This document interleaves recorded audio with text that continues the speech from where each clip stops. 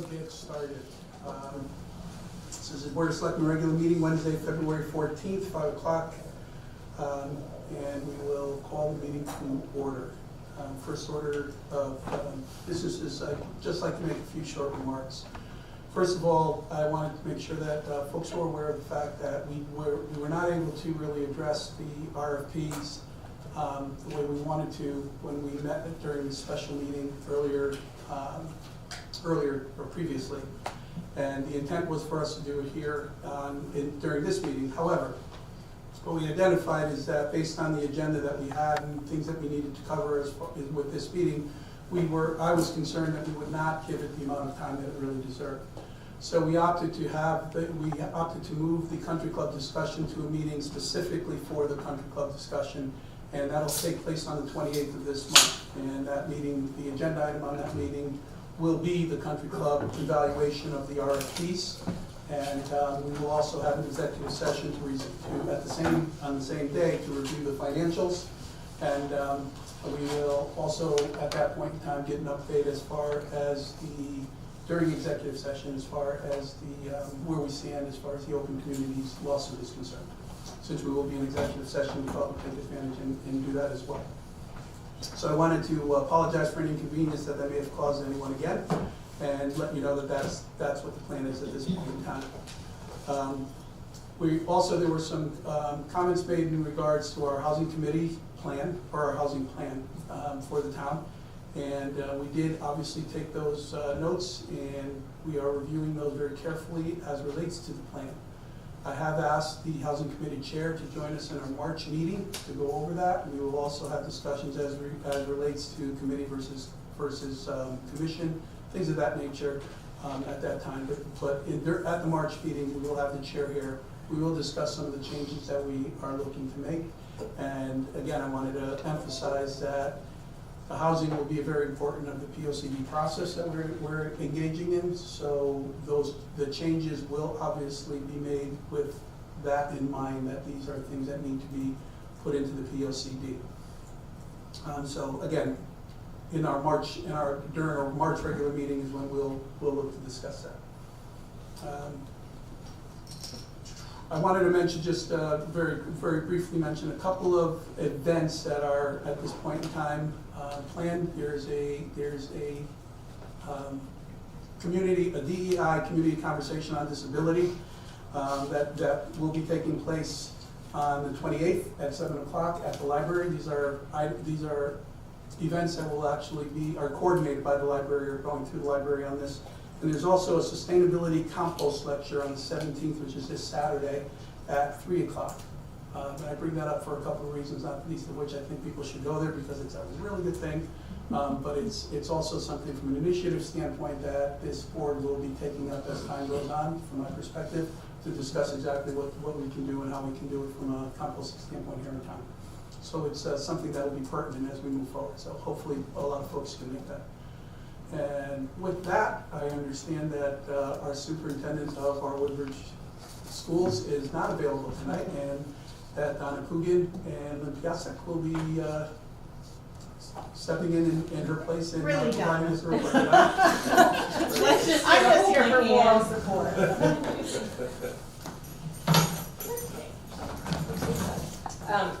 So good evening. I'm going to share Vonda's report with you. My name's Donna Coonan. I'm the Director of Business Services and Operations for the Board of Ed.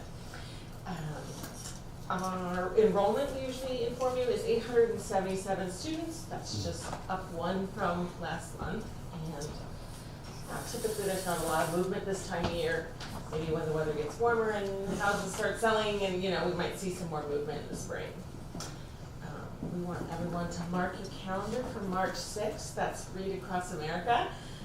We like to have our elected officials participate, so we hope to see many of our town dignitaries and friends joining us at Beecher Road School to celebrate our love of reading. You can bring your favorite book or pick one from our library, but we'd like you to hold the date, and more information will be coming soon. What time does that usually take place, just for Like mid-morning, purposes? yeah. Earlier in the morning, probably 9 o'clock. Thank you. Okay, my favorite topic, the roof project. We learned in the end of January that our application for the roof grant was approved with the state. We'll be getting a reimbursement of 32.14% on our roof expenditures. The next steps is the town building committee and the Board of Ed will both approve the plans drawn up and created by Silver Petrocelli, and that will happen by the end of the month. And then on March 7th, we have a plan review committee meeting scheduled with the state that Vonda and I will both attend. And after we check a few more boxes with them, then we will be able to send out a bid. And hopefully, we are planning to be in construction this summer. Donna, I'm sorry, just, I don't mean to interrupt all the time, but the 31% is higher than we anticipated, correct? That's right, and that may have been a little Okay. confusion on my part. There's two rates.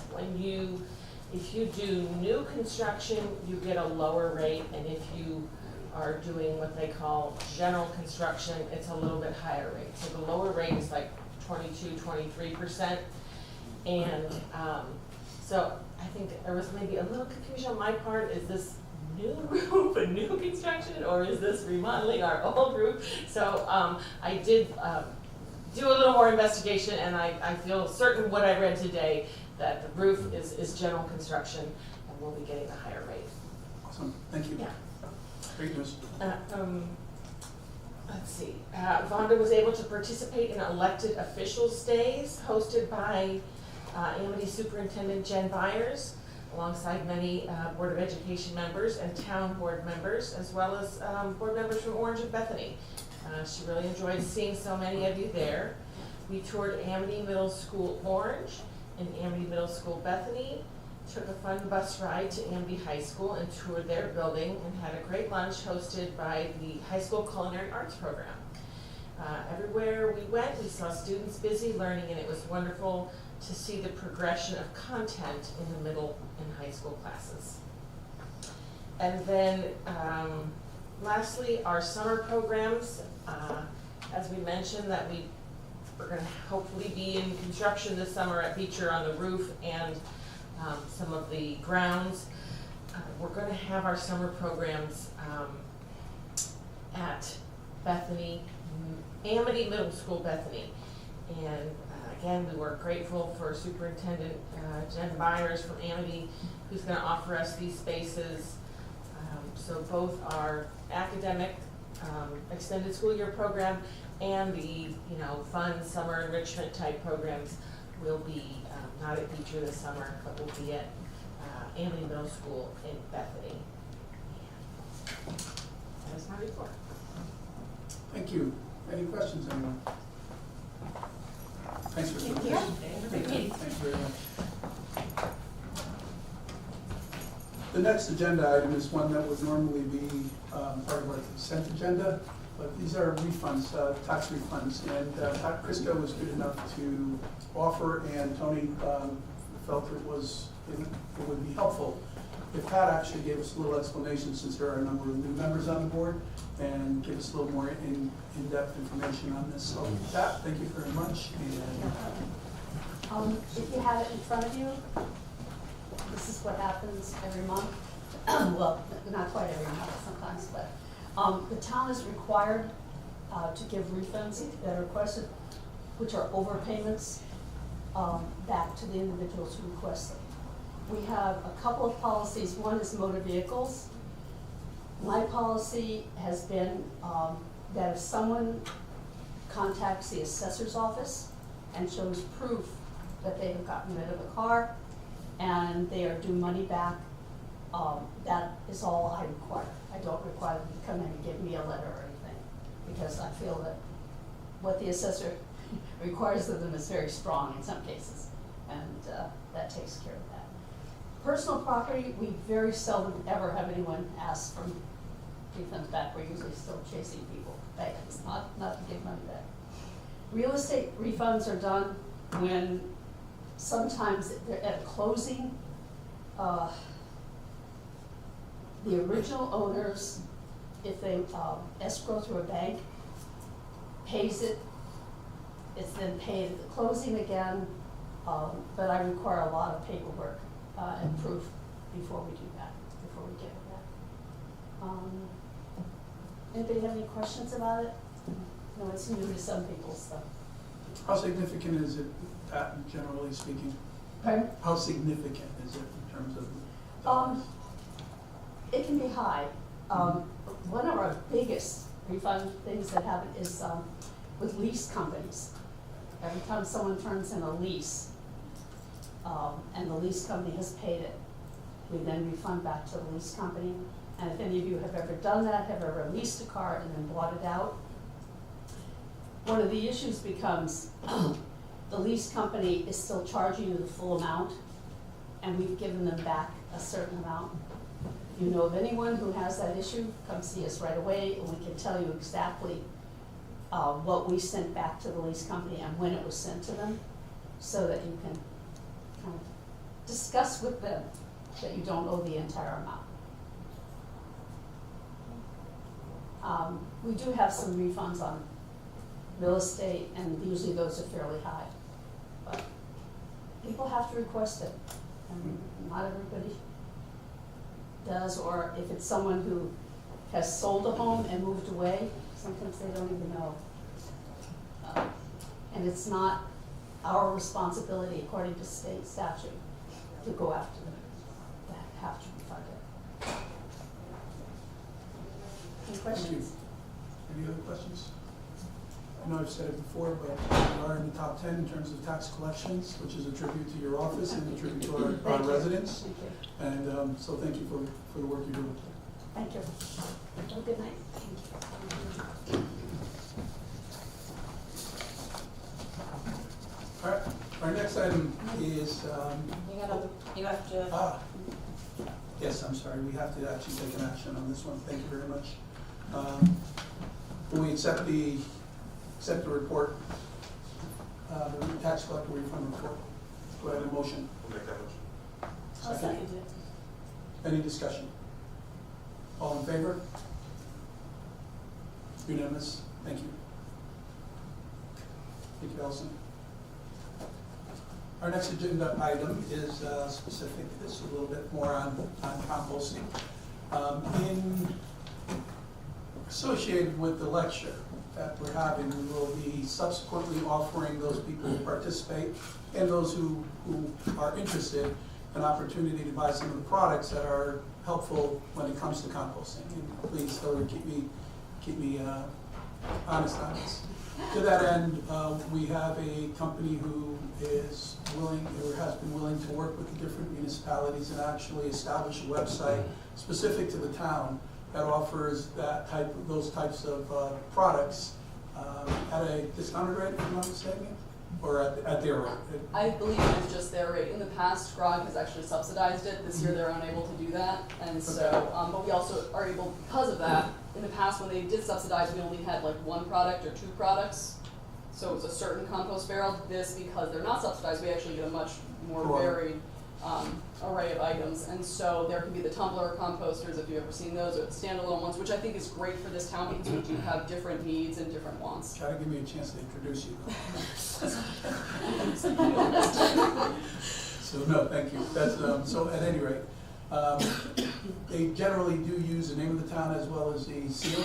So for that reason, I felt it was important that the Board of Selectmen be involved and at least sign off on that, being them on doing that. So to that end, wanted Hillary Drum, who's co-chair of our sustainability committee, to come in and give us a little bit more information on that and answer any questions that anyone might have in that regard, so that we can see about moving forward with it. So it's Hillary.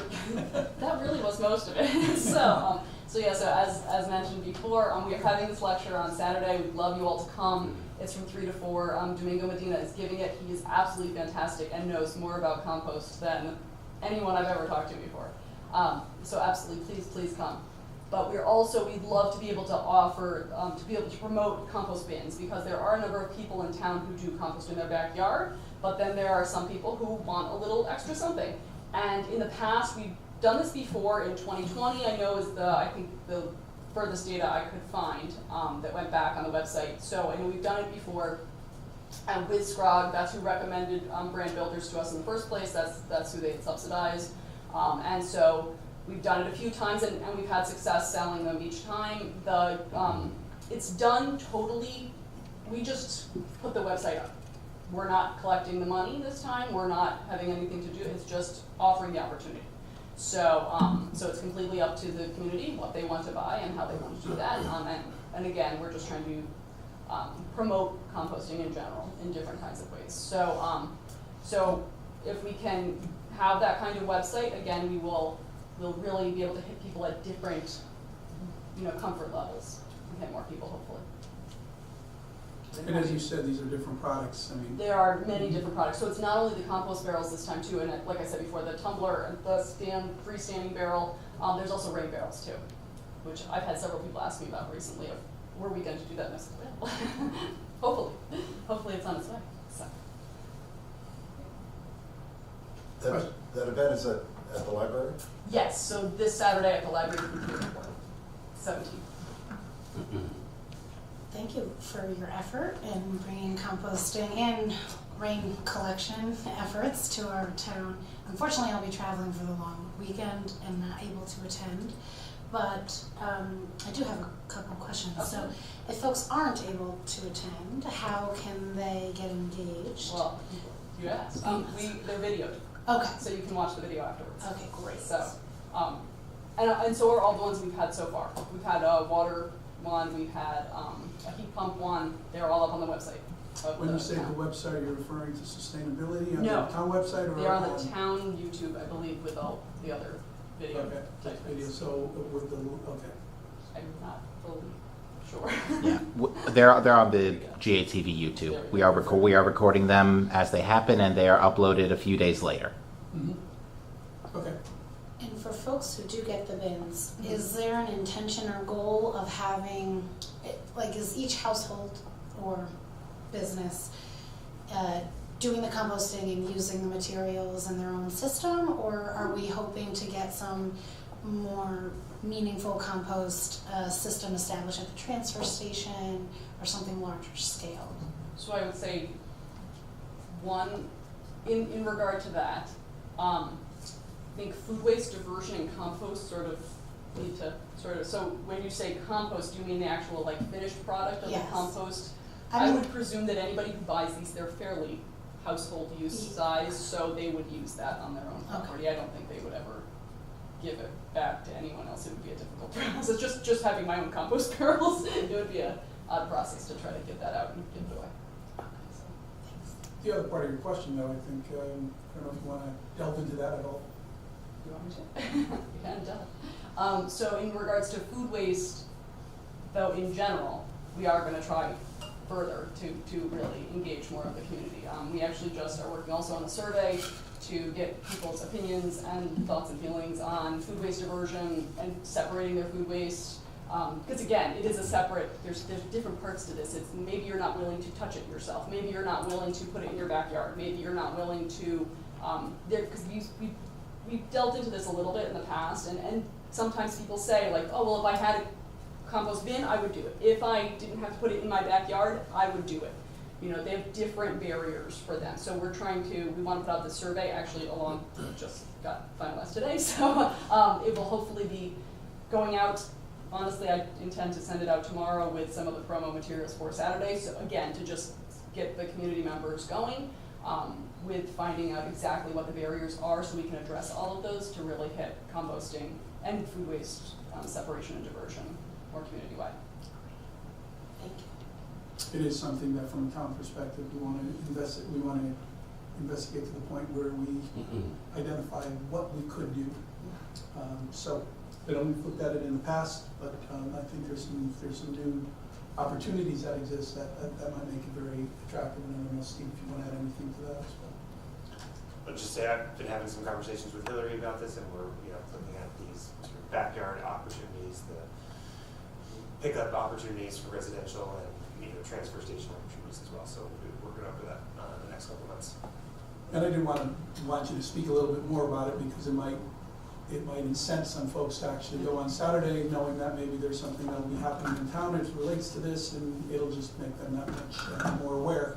and in a position to make some decisions as it relates to it. From a town perspective, obviously, there's a lot of weight involved with composting, so anything we can do on not having that weight go into our trash system helps us from that perspective as well, so.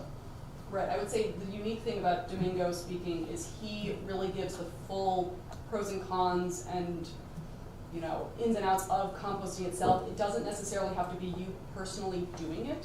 It's not like, here's how you're going to separate your things. It's really the science behind all of it and how it improves the soil and all of those parts of it. So I would say definitely for everyone, even if you're not personally interested in separating your compost, but you should.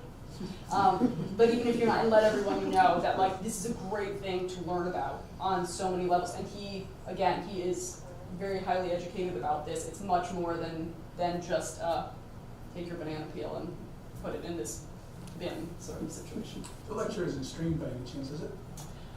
We don't have the capability, I don't think, right, to live stream, but. We could live stream it if you really did request it. It's just a matter of taking the laptop behind me and bringing it with the camera over to the library. I'll check with the money guy and see what we can do. Everything these days, these months, we have to make sure we do that, so thank you, Matt, I appreciate that. It's good to know. Can I ask a quick question about outreach to the Beecher community and maybe the Amity community as well? Because we all know that if our kids come home and tell us we need to put that banana in the recycling, like do food composting, it's really going to catch into households. So can you Okay, I can. So we do compost, or we do separate the food waste at Beecher, and it is picked up by a residential hauler or a commercial hauler, Blue Earth Compost, and we've been doing that since 2018, on and off because of COVID. So that does work, and that is done in a certain way. Again, one of the things that's a little bit tricky with learning the rules of how to compost or how to separate your food is it's different depending on how you're doing it or where the end product is. So like if you're doing it in your backyard, you may not put out the sweets and the meats because the bear is gonna come. But if you're doing it for Blue Earth, those sweets and meats are going right in there. So, and you can possibly also put in napkins and, you know, paper products that don't have plastic involved. So some of that is great for the younger students to be able to, you know, come home and say, oh, this is how we, you know, they are used to it. They've been doing it for years now. The biggest challenge there tends to be the younger kids because they're new every year. You know, the kindergartners come in and they don't know how to do it, but everybody gets them on board and they do it. Further along the line, the Amity Middle School does not separate their food waste. The high school also, I thought they did, but then I just went to a high school thing and they do not, they told me. But they do use Haven's Harvest, which is another kind of food separation concept that we also do at Beecher, where unused, unopened cafeteria sold food, so you know it's a certain thing, basically, or quality, or is then taken and put in a space to be donated. And Haven's Harvest is a company that is a nonprofit where volunteers, it's kind of like Uber for donated food, like anyone can, it's an app, you sign up, and it'll tell you where there's a food donation that needs to be picked up and where it needs to go, and you can sign up for one, you can sign up for 100 of them, you can do anything. So we had used that at Beecher, they are using that at the high school, but they, then they said they want to get into the composting, but they aren't doing it just yet. 100%. Thank you. So I apologize if I just want to make sure the listeners and I have this straight, but if someone does want to purchase Yes. one of these bins or a rain barrel, Yes. is the only opportunity this Saturday? Oh, no. Okay, so, okay. We can keep that open. I think we would keep it open at least until Earth Day on April 27th. And then the proposed delivery date, because this gentleman covers a large area, so his proposed delivery date was early May, which I actually thought should be fine, honestly, for us. You're not going to really start composting that much earlier. You know, we've got snow again. And we actually, luckily enough, still have a couple of the barrels left over from the last sale, so we will use those. I think we were tracking them down exactly where their location was in these buildings, but we wanted to, so we can use those as an example on Saturday and for Earth Day to say, here's at least one of them, so because they're actually rather larger than they look in the picture when you see a human next to them. So we can show that as one of the examples so people can touch it and feel it and see how it fits in their car, which for the record, someone wants to fit one in a Prius, so like, you can do it, even though they seem large. But, so, and then actually somebody once said somebody picked one up on an electric bike too, so, you know, where there's a will. So, Where there's a will. yeah, when you want to compost, you want to compost. So, but nonetheless, it will have those, which will be great, and then we can do the pickup in May if that's what, you know, if everybody is okay with this, then we can go ahead with that plan. But we could even, I mean, honestly, if we were so successful and we had so many people that were doing it, this company seems very agreeable to working with us on things. And being that we're not being subsidized or anything like that, I bet we could work out having it even longer, you know, having an ongoing sale, really. So. I was glad you mentioned Earth Day. April 27th, we'll put another plug in for that, and this event certainly promises to be one that's different than what we've done in the past. Absolutely. And Much more very exciting and fun from a family perspective, and very, very productive in terms of some of the things that are going to be available there, from shredding to a number of other things. Did you want me to comment on? Please. In general, what's going to be there? Okay, so we're going to have a lot of recycling trucks, mattress recycling, paper shredding, electronics recycling. Let's see, we're going to be doing lots of different tables of recycling stuff, and lots of different education tables, lots of community members, nonprofits and such are going to help out with different things like that. We're taking any kind of other groups. We're also going to be doing a farmers market with some of our farmers that are here. And so, and then we're actually at the point now where we're working on how to engage the community businesses and seeing how we can do that. But we really want to make this event, in the past it's been a great Earth Day event, but we want to make this really emphasis on community and really including everybody and making it a town-wide event. So not just, we are definitely going to have stuff here on the green, and that will be the majority of things, but we'll have stuff at Beecher Road School, the clothing free cycle. We're working on the tag sale here, as well as having tag sale at the Coachman Square as well, so that again, it's a town-wide thing. This is not just something we're doing right here on one little piece of grass. So. Thank you. Might be able to tell I'm really excited about our sustainability committee and what they're doing and some of the plans that we're making. So I certainly appreciate it. I know you have another member back there. Yes, this is Lana Mercutio, and she reminded me too, we're having an EV car show as well as part of it to show off. Cool. So if you know anyone with EV cars, some of you, we'd love for you to show them off. We'll have a parking lot area to, again, encourage other people to buy EV cars. And someone behind me has a really cool Rivian that she's very good at showing off, as well as a e-bike too. So we want to, again, get people excited about different options and what's available. So. Thanks for all you're doing. Thanks for the information. Any other questions? Questions? Thank you very much.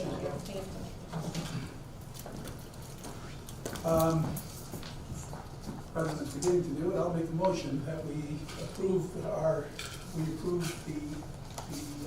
website, approve use of our town name and our town seal on the website associated with the composting lecture that's coming up. Any discussion? All in favor? Thanks so much. Appreciate it. All right. Now we can move on to the next item. Is the Center Gym Bid Award. And we have Dwight Rowland, who's the chair of the building committee, to provide us some information as it relates to that. Good evening, everybody. Happy Valentine's Day. Just like to give you an update, a brief summary where we are. We went out to bid in December last year. We received 4 bids. They were received on January 10th. After receipt of the bids, you have an apparent low bidder, Betta Clinton. We met with them, the apparent low bidder, on January 31st, Tony, myself, and the architect. Met with their staff and also the owner of the company. They were quite low. They were about $200,000 lower than the other 3 bidders. About $200,000. They were about $785,000, $775,000, and the other bidders were up in the 900s. But the architect has worked with this company before. And also Tony contacted the high school because this contractors also did their lecture hall work over there, and they got high marks. So, and they were good working in a facility that was occupied in the school system and everything else. So we're going to have the same situation we are in Center. And I was, and during the walkthrough last Friday, I was also part of that night. We also sat in the lecture hall, and it was done pretty well. So it looked very nice. We asked them a bunch of questions about their current workload, which they addressed, about doing work within an occupied building, especially. We have seniors there, they need access to the elevator and that, so that was extremely important. But the main thing was schedule. And we wanted to make sure that whenever they started, they were able to get done. They guaranteed that once a contract is executed, they can have the work completed within 150 days. Our target right now is to have the work completed by October this year so that it's ready for the election on November 5th. So that was the key date, and they've agreed to do that. So we're recommending we enter into a contract. The base bid was $775, $530.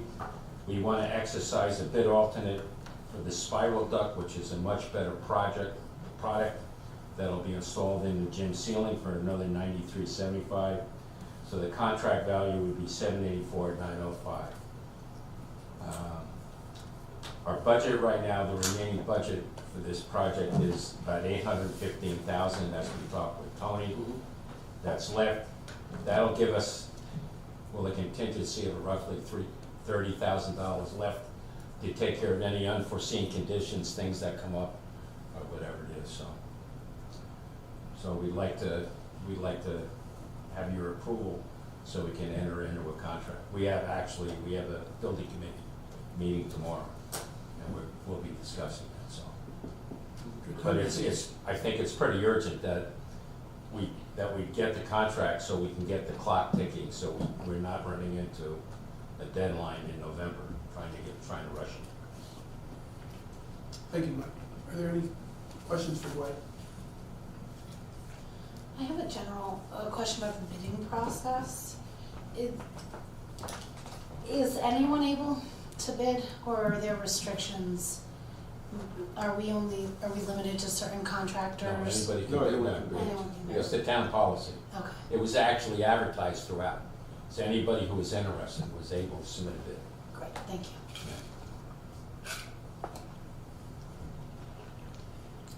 All right, It's a project that really needs to get done. The HVAC in there is terrible, so this project will address all those needs and give an upgrade to the gym as well. Funding for it is grant, correct? We have, we have a steep grant of $500,000, and we have ARP funds of $330,000, $333,000. Yeah. That's roughly $800,000. So, Tony, when using grant money, there aren't restrictions on who can bid? I thought there was some stipulation. Anybody can bid, Okay. but there are restrictions on, like, prevailing wage, bonding. Okay. You can't be Is on that a the- State Department list. Okay. You have to, and the state's got requirements when we bid. So what we do is we advertise the bid, statewide, and then we get the responses. And then when it's a grant, the state awarding agency has to approve of the winning bidder. And so we've gone through that process already. And so there's a couple steps we have to do. I'd like to call for motion that both the base bid and the alternate number 2 be awarded bids to Pelletier Construction for a total of $784,905. So moved. Do I hear a second? Is there any additional discussion or questions? All in favor? Motion passes. Okay, thank you very much. Thank you, Appreciate it. Dwight. Thank you very much. Ready to move on. Next item on our agenda is public comment, which we have set for 6 o'clock. So as a result, we'll move on to the item number 7, which comes after that, since I do feel like we'll have enough time to get through some of these other items.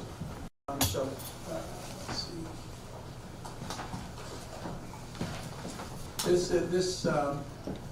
This item is for approval, this is the right word, for construction of a barn at 48 Center Road, the farm on 48 Center Road, as required in the conservation storage preservation easement for that property. And basically, it's Oliver and Christina Holland own the property located at 48 Center Road. And their property contains a conservation historic preservation easement. They are looking to build a barn, and as a result require approval from 3 of our organizations here in town, which is the Board of Selectmen, the Woodbridge Park Association, and the Woodbridge Historical Society. They're on the agenda to meet with the other 2 entities later on in this month. They've been working this process for quite some time. They will need to go through the normal building process, process in order to get this done, and they have already spoken with the building, who seem to have no qualms about or no issues or concerns in regard to what they're looking to do. But they did identify the easement, which means they cannot administer, they cannot provide the permits that are required until such time as the approvals are received from these other entities. And the easement states that the grantee may we can approve the barn upon showing that the grantee upon showing that such a barn or outbuilding in the site is designed not to detract from the historical or architectural character of the building, of the property, excuse me. You have information in your packages that you received showing what they were looking for. Obviously, this would be done with a contingent, or with pending the approval from the other. Our approval is pending the approvals from the other organizations. But since we're meeting and we can do it now, it just assists them in terms of them being able to get this thing going. As I say, they've been trying for it for quite some time at this point. So I'm looking for a motion to approve the building of the barn at 48 Center Road as per 4.8 of the Conservation Historic Easement Amendment, pending the subsequent authorization from Woodbridge Parks Association and the Woodbridge Historical Society. I have a couple of questions just about the process, and then I actually had some questions about what they're planning to do as well. In terms of the process, I don't know if the Board of Selectmen has ever been asked to act on this historic easement. It's the first easement we ever had. So I wasn't sure how we're meant as the Board of Selectmen to judge whether the town's interest, because I remember attending the meeting where we voted to spend $300,000 to purchase this easement, with the thought in mind that it was going to restrict development on the property. So I'm just curious to know what criteria the Board of Selectmen needs to apply. I personally am not convinced that I have an understanding of the architectural and the historic preservation aspects of the project. I also don't think I have enough information in front of me as to what kind of materials they're going to use, what the massing is it going to be visible from the street, is that necessary to keep the integrity of the historic look of the property, etc. So I wondered if this is something that the Architectural Review Committee of the TPZ might come and talk to us about, because I would think they would have expertise. Or perhaps it's just the land use attorney that might come and talk to us about it. But I was hoping to just get a little bit more information, because again, this was a purchase from open space funds that was utilized for this, and I just want to make sure that on behalf of townspeople, we're maintaining everything we're supposed to be maintaining. And I do see from the plan that there's an accessory dwelling unit plan for the barn, and I don't know if, certainly a barn on a farm is something that's kind of anticipated in the restriction, but it doesn't say anything in the restriction about accessory dwelling units, and we've in fact changed our zoning regs since the time of this easement. So I wondered if we could get legal opinion about this, and perhaps table this until we do have more information. Obviously, we did consult with Jerry on this, we did review the easement itself, and the easement does indicate very specifically that they can develop, they can put some additional structures on there. Obviously, that's the reason it indicates the criteria that it does from that perspective. I don't, trying to figure out exactly what would be enough, but maybe the appropriate process here is, I'd like to make the motion that we approve the building, and if I can get a second, we can then discuss it as we are at this point in time. And also, if it's necessary, I believe the owner is coming in who might be able to provide us some additional information that might help us in terms of our decision. So, so maybe what I'll do is I know this item was scheduled for after the public comment, so maybe we'll table it. If it's agreeable to the board, we'll table this agenda item until such time as we have the property owner here who could also provide us with some additional information that might pertain to what we're talking about. Is that agreeable? Sounds good. Okay, thank you. All right.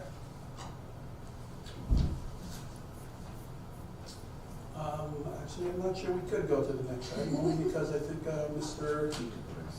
Roy's not here yet as well. You guys are running early tonight. Look at you go. So efficient. So that's a good one. We actually, yes, that's one that we don't. Thank you.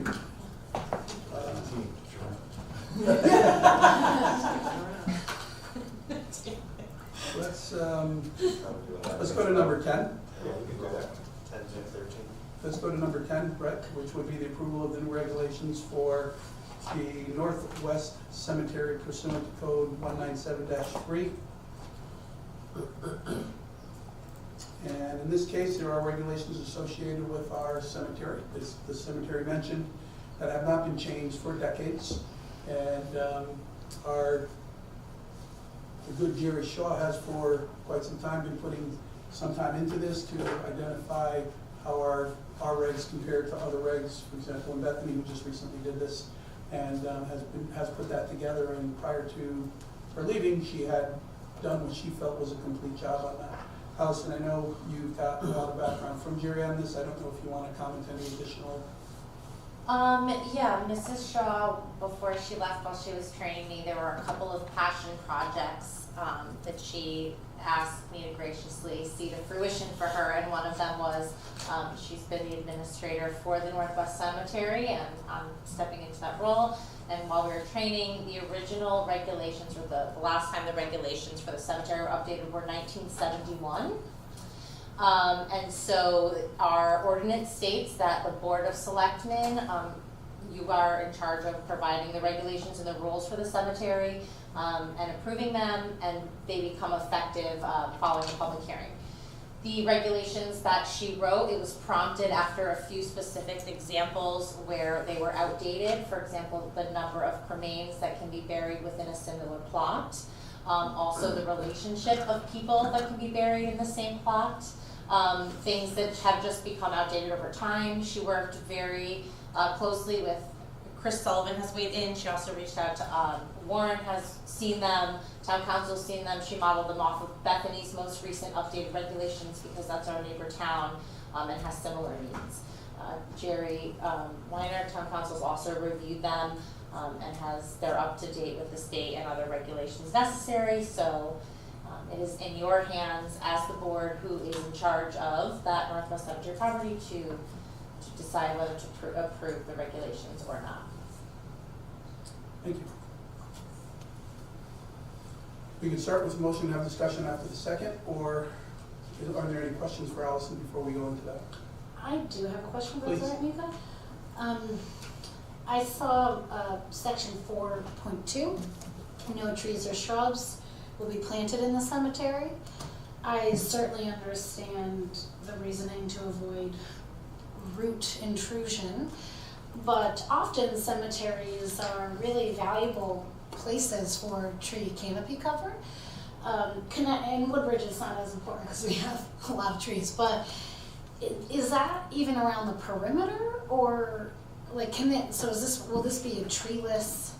No, Or- so, so in fact, we kind of have the opposite problem in Northwest. There's so much tree growth and vegetation that actually we have some lots that were originally for sale that aren't for sale right now, because of the root structure and how overgrown, those areas in the drainage example aren't, that Warren and the excavating companies are looking into. At some point, the board will have to look into a plan for how to mediate the fact that we actually have lots that we can't use. We've taken them off for sale. So there is no shortage of trees, and the removal of anything within there has to go through the board anyway, Sure. so.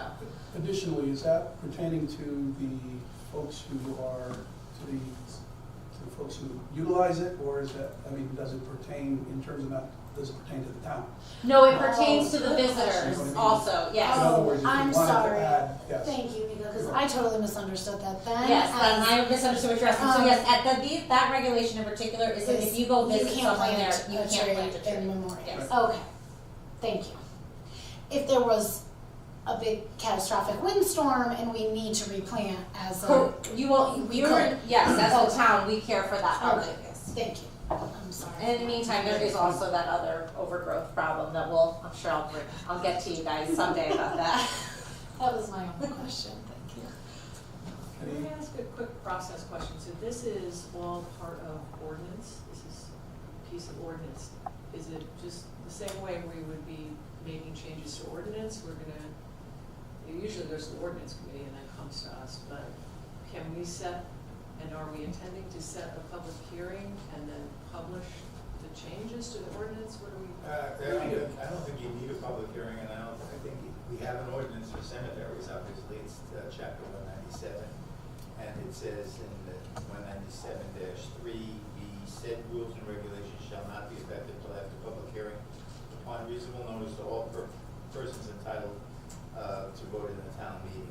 So you probably need to have something for the public to comment and give opinions on it. But it's not an ordinance change, it's just sort of having a meeting and telling people what we're doing if anybody wants to comment. Right. So is there like a red line version of this? Like what is existing and what we're changing?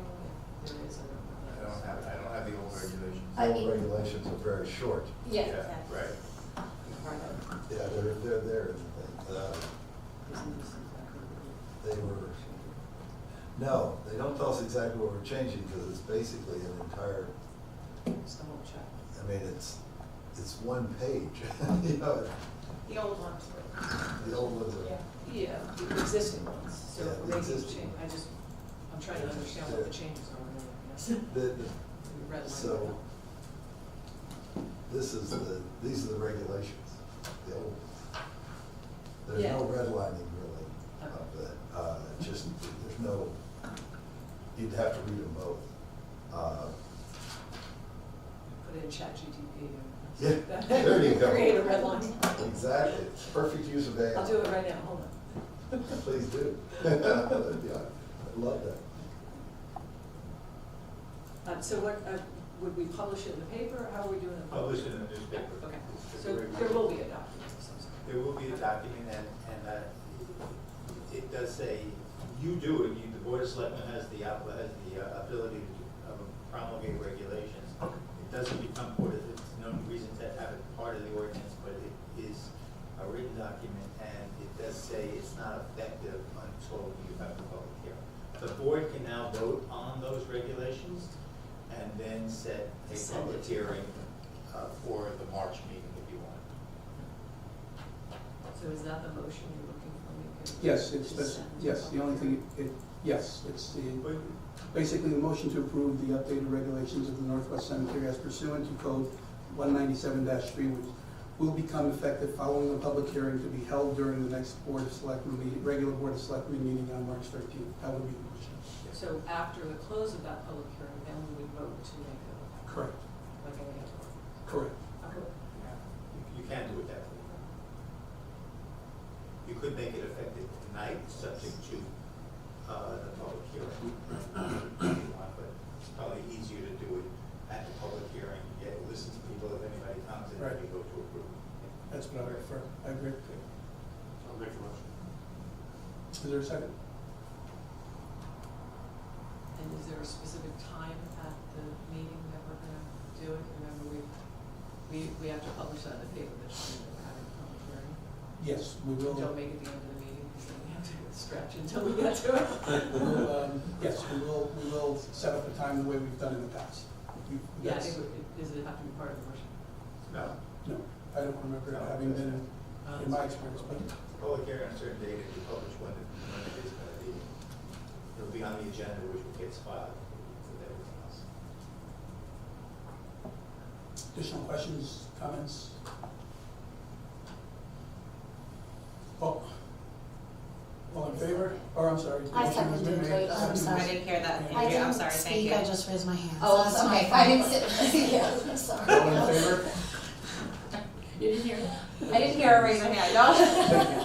So we'll have to follow the process for the public hearing. Yes, and of make sure course, that it'll that's be on in the there. papers. So, thank you. Tony, we have 10 minutes. Okay. Want to start? You want Sure. to do that? Yep. Is everyone okay if we move on to the administrative officer's report? Finance director? Okay. Thank you. Thank you. The report through January 20 of this year is an estimated surplus of slightly over $1 million. We have an $800,000 allocation for our fund balance in the budget, which effectively means that at the end of the year, this projection indicates we would have a slight increase to our fund balance of a little over $200,000. So that would leave us at about 14.86% of our annual expenditures for our fund balance as a percentage of those expenditures. Due to increasing rates, the interest income is projected at $270,000. And so our current earnings are about 5.5%. Our intergovernmental revenues are projected to generate a surplus of about $240,000. This is a grant that we received based on our revenue sharing account at the state of Connecticut. I am told that there is a lot of discussion about eliminating this grant in the coming budget. I know most towns do not budget for this grant because it's really not known if you're going to get it until they see how the state performs. So I'm told it's on the chopping block. We don't budget for it anyway, so it doesn't really impact our budget process, but it will impact funds that we do receive. So those are sort of our highlights on the revenue side of the budget. On our expenses, the one thing to note, the police department budget has a reimbursement. So the way that we used to fund the SRO when the SRO was a police officer was that the Board of Education, Woodbridge Board of Education, would reimburse the town for our expenditures relating to that police officer because the police officer was at the school pretty much 100% of the time. Because the school has changed the way they provide that service, the good news is they're no longer paying the it's totals like $125,000, $130,000 in total, but we're no longer receiving the reimbursement. So as a result, there's about $90,000 in the police budget that will not be reimbursed from the school. I'm not sure if it'll be a problem because there's been a lot of turnover at the police. We've had a lot of vacant positions. They've filled most of them. They have one remaining. So it may balance itself. But I just wanted to make that point that we're sort of keeping an eye on that. There may be some slight deficit there if depending on how things go with overtime this year. So I just want to make that point. Secondly, in retirement, I made this point in the past, but that continues to be a surplus in retirement of $175,000. We do have a health care issue, coverage changes. So that leaves about $100,000 surplus in benefits. And finally, in March, we should be receiving our portion of the surplus of $451,000 from the 2023 operations. Those are sort of the highlights of the fiscal year so far. Good question. How are we doing with our Pretty good. We've used a lot of material. We were a slight deficit in overtime in public works, mostly because of the ice. we've had to call them out on ice. We just had obviously a recent storm, so although it was during the day, a lot of and a weekday. So, not too bad, but we've gone through a lot. Yeah, yeah. I do what I can. But we've used a lot of product, so I'm sure that's pretty depleted, but not bad. Not bad so far. Yeah. Ready for spring. All right. Additional questions? Tony? Yeah, good, thank you. You want to continue with some requests, or we? How many do we have? Yeah, let's see.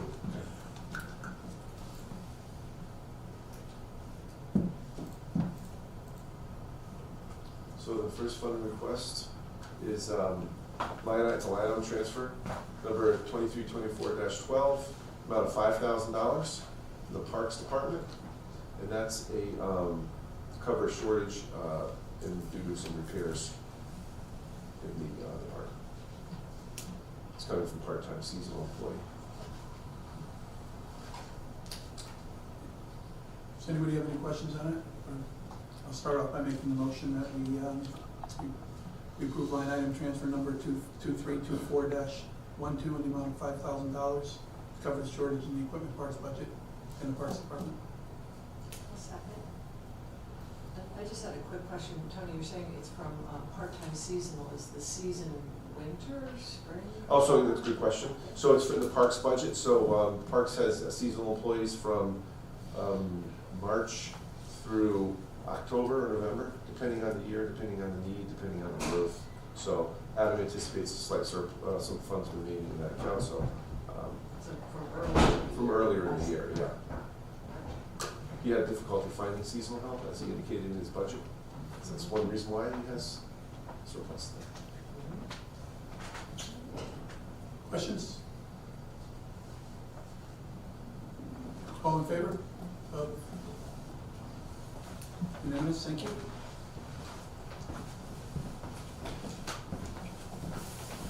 Next is line item transfer. This would be 1520-00/55140. That's number 13. 242324. Yeah. That's the one. No, that's the one we just. That's the one we just did. Okay, That's just that. thank you. 2324-13 in the amount of $12,673. Correct. Is there a motion, before we have a discussion, is there a motion with regard to this line item transfer?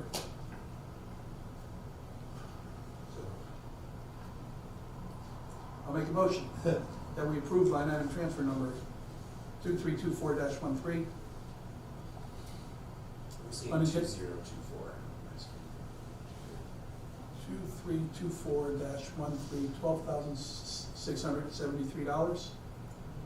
And this is from Brad Parsons for the unanticipated work in the pool filter room and the overtime wages which were needed for on-site monitoring of the pool. I'll second it. Tony, you want to tell us a little bit about that? It's pretty self-explanatory. Brad's preparing the pool for reopening, and there's, these are some expenses that were related to that.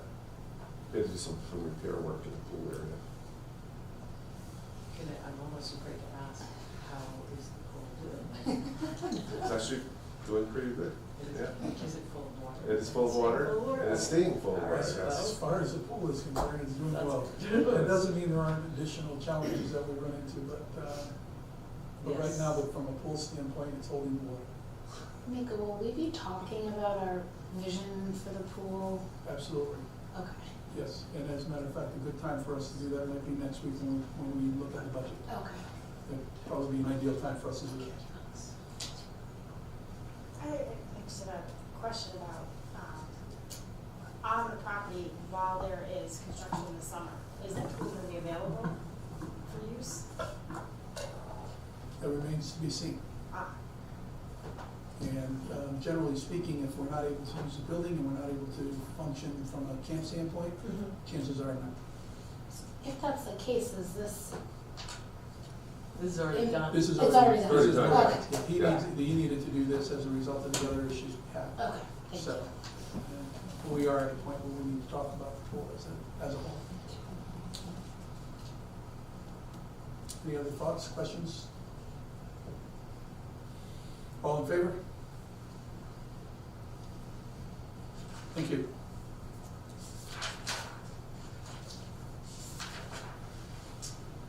I think at this point in time, it is 6 o'clock. It is time for our public comment portion of our agenda, and I'll start by seeing if there are any members of the public who wish to step forward for public comment. Seeing none, I will turn to Allison, the clerk, and ask her, the meeting clerk, and ask, have there been correspondence that we should be? Yes, there's just one email from Sue Torgerson, and this will be included in the minutes. I am wondering why the minutes of the Board of Selectmen meeting on February 1, 2024 did not include the discussion with the solar farm being proposed on the golf course.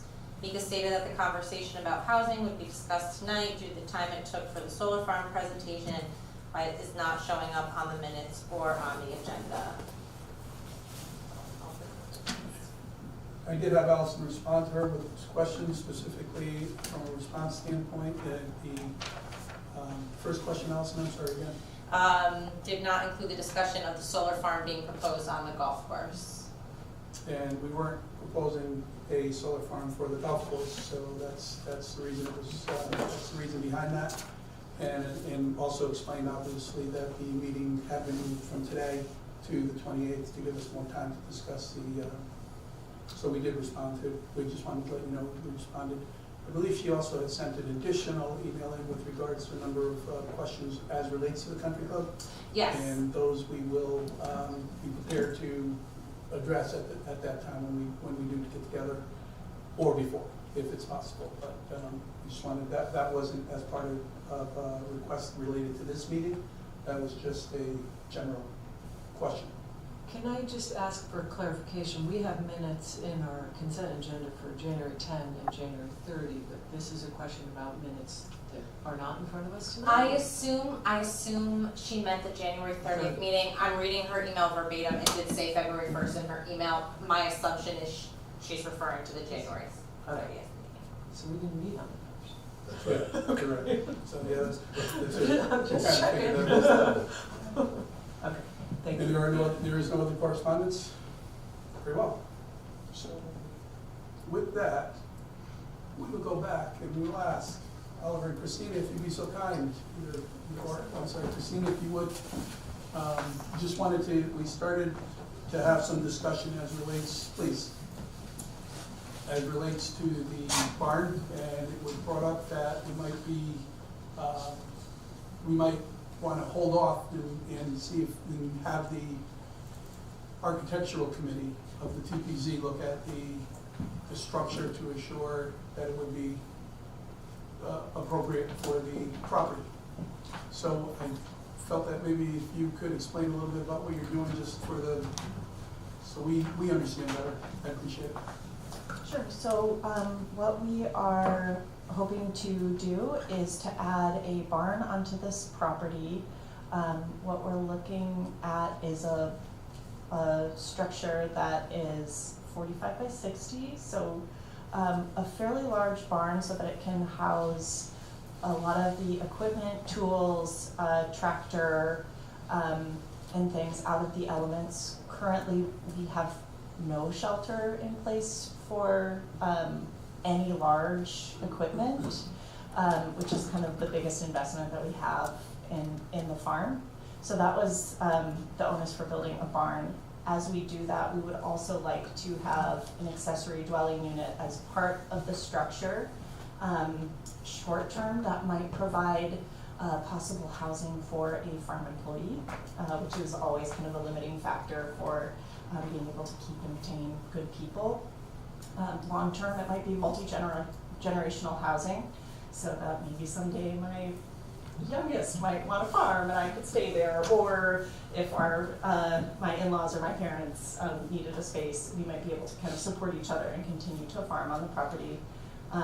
And since we are under an easement, we do need all of the easement holders, the town, Woodbridge Parks, and Amity Historical Society to approve the structure. As far as the easement is written, this is the first time we're building this type of structure, but for other things that we've done on the farm, I think it's just been the Board of Selectmen who has given approval. I don't know, since this is a different structure, what the due process is, but please let me know if you have any questions. Yeah, the understanding as far as the easement is concerned is that it is the Board of Selectmen, it's also the Parks Association and the Historical Society. I think when we had conversations with Oliver, he indicated that you've already gotten on their agendas, so to speak, Yes, for later on in the month. Yeah, they will meet next month, or next week, sorry. Yep.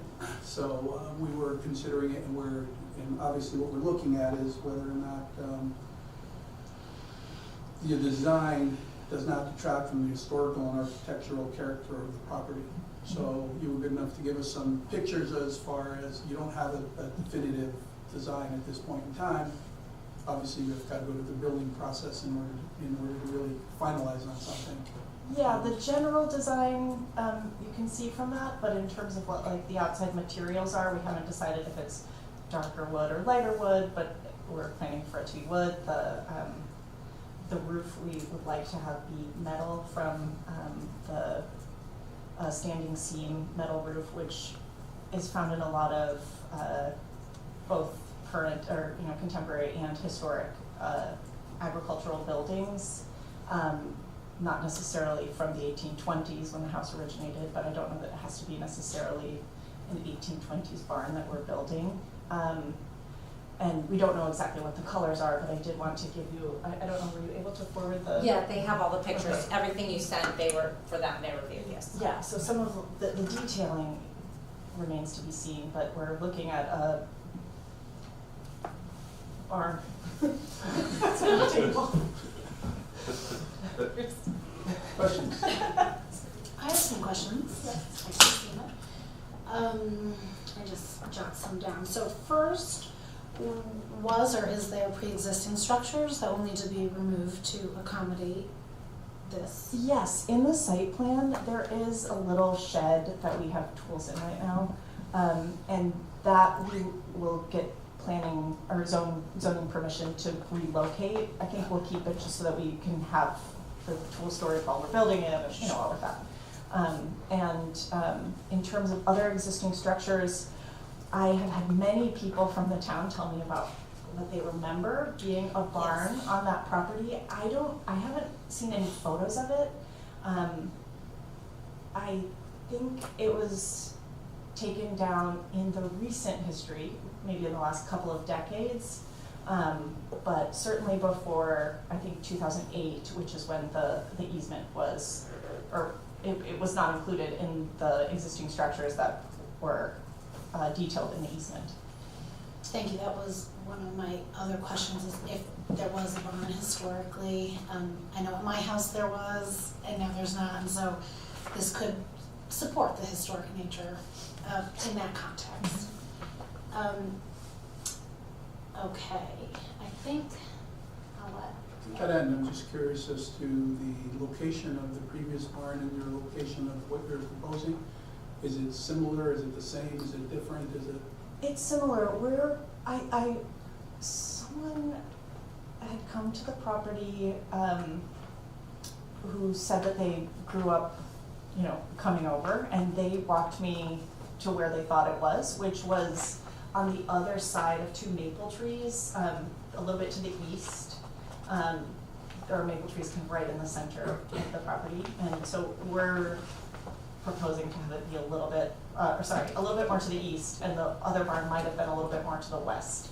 I do sometimes run into a brick or two in the grass, and so I'm wondering if that was left over from the demolition of that project, but I can't tell exactly where the foundation was or anything. Christina, would adding the ADU require any changes to septic or any?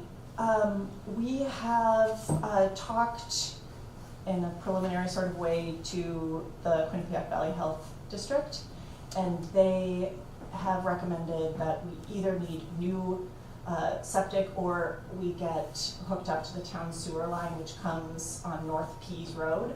Our house is not currently on the town sewer, but I think we would preferentially look into that option. Thank you. So I had just had a couple of kind of process questions. Okay. Whether this, so you don't have an application in front of TPZ to look at the ADU and the square footage and all that yet, right? No, we've talked to my husband and our builder, who's here with me, Andrew. They went to talk to the zoning department and have also spoken briefly with the builder, or with the building Chris. inspector, yes, and with Bob. And so they have started to give us preliminary advice as we've gone about that. We thought zoning had told us that a substantial, or that a portion of the ADU had to be at ground level, and so some of it we had designed on the second floor, and then Bob said that 100% of the ADU had to be at ground level, so we had kind of changed the dimensions and the design a little bit based on that feedback. But we don't have an application. I don't know that it's necessary, but I think the first step is maybe having it approved before we. Well, that's what I was wondering, in Chris has what indicated. point do we act? And so if it's going to, if it goes to TPZ, it may go to architectural review. I don't know the mechanics of what they do. If it's a sort of an A40G or whatever, what's the? 8-24 referral from us to them, then they would fully consider and come back to us, and at which point then we would give our approval based on her recommendation. I certainly would feel more comfortable with that process because I don't know enough about the architecture to. I can tell you our building, Chris has specifically indicated that they can't move forward with anything until such time as they Until we refer it, right? No, until we approve it, until the three entities approve that they can move forward. All right, I and think then they just, did. yeah, the other question that I have about the other two entities, because, and I said earlier, I remember attending this meeting where we allocated the funds to do this. That was a group effort to come up with the funding to purchase this restriction. And certainly the Amity Woodbridge Historical Society and the Parks Association have very small dollar amounts involved, and the town has the much larger dollar amount. But I would actually like to hear from both the Amity Woodbridge Historical Society and the Parks Association, so that the Board of Selectmen understands their point of view. I'm assuming we're all going to be in agreement, but I don't know that, and I don't want to assume that they're in agreement. I don't know if you haven't been able to present to them yet. No. Okay. So I just feel like we should receive some more information before we act, but that's just my thought. Any other thoughts? Questions? The motion tonight sends this to those other committees. Yes, well, we don't, the motion for that to happen, that has to happen. What it does is it provides Christina with an indication that we've approved it pending their approval. Pending their approval. It's, everything is pending full approval. In other words, our approval, if we can't get if the other two don't approve, then it can't go forward. So our approval is for all intents and purposes tonight.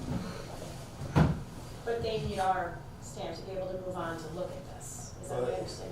Chris would not have planning and zoning look at it unless the three entities, Parks, you, the third is, just approve it, say it's okay with us, we have the easement, we're complying with the easement. We're saying, yes, we believe it can go forward, then they need to have Parks. Does it have to be a unanimous approval of all three entities? All three. It does. And then, Jerry, can I ask you a question? Let's say it went through, and then TPZ in their review said, oh, we're changing something. Then it'll be materially changed and we won't have, shouldn't we be last in the process? That's what I'm saying. No, I don't know. But what if it changes the historic look of the, You asked a very good question earlier, and the question was, I don't understand the process, and what are we doing tonight? Should we be going first, should we be going last? Our enforcement officers determined that it's up to P and Z to go first, and I think that's an appropriate decision on our part. And now, the Board of Selectmen either could approve it tonight, could not approve it, could deny it tonight, could approve it, or just not act and decide to wait. And the question is, what do you need to know in terms of having the ability to act on this? And that was your question on that. So you don't have the expertise to be able to do this. And I think that's for each individual board member to make his or own decision whether they feel that they can act on it tonight. You may agree with Jill, and you may put it off, you may deny it, or you may say, no, I think basically I am going to rely on planning and zoning to make the technical decisions as to whether this is appropriate for our property, whether the size is appropriate. And we're just saying, yes, it's a good idea, and we want the applicant to be able to move forward with the process. And you can do it tonight, even if you feel you don't have all the expertise. You may feel you do have the expertise, but there's nothing that says that the planning and zoning committee, that the Board of Selectmen needs to have anything unique to act on this application. It's up to your own individual feelings of whether you can approve this or not. Sheila says she's not prepared to do it, so you say well, I would no. like more information about the materials, because you gave us a range of options that you're looking at, you're still in a planning phase.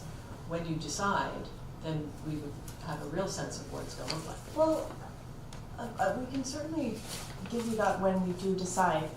As far as the way the easement is written, I do think that it says that we are able to build a barn, as long as it is sited and designed so as not to detract from the historic and architectural character of the property. I don't think that means that it needs to go through design review, and I think having an idea, I guess not having done this before, I'm not sure exactly what level of detail the members of the Board of Selectmen and the other organizations are supposed to be involved in. There's no standard. This is the first time we've done this, as far as I can remember, and it's up to the board. It's up to each of the three entities to say, we have enough information or we don't have enough information. Okay. And it's really not a rule that we're all complying with. You're just making a decision based on your Sure. own instincts. My view is trying to put myself into your situation, trying to do it, it's chicken and the egg. Seems to be the type of thing, it's like you've been going to where you would normally do to build a structure. They said, well, you can't come to us until you get the approvals. So until you get the approvals, you're not able to do what's required in order for us to have final design, is kind of where I'm at in terms of it. So I'm not sure if maybe what we want to consider is a contingency on an approval saying, yes, we approve it based on what we understand. Like you said, you're building a barn, and you described it, and you described the materials you're going to use. But there is a process. I feel like we do need to trust the people we put in charge of this type of thing. It's not my area of expertise to know exactly what barn fits the criteria. I do feel what you've presented is consistent with what I read is applicable. So my inclination is to move forward, but I do understand the concerns. And my thought would be to put a contingency on it if we can, Jerry, that says, but it is all contingent upon seeing the final design prior to it actually being constructed. That gives hopefully, and I don't know if that gives, we'll have to see if that gives. I don't know if that's gonna be enough for Chris and P and Z to say they're gonna go forward with it. They're gonna say, hey, this is really How not. can she get a design if we don't? But what if we refer it for review in that process? But you Determinations? can't do that. And you can take action, or you can decide not to take action.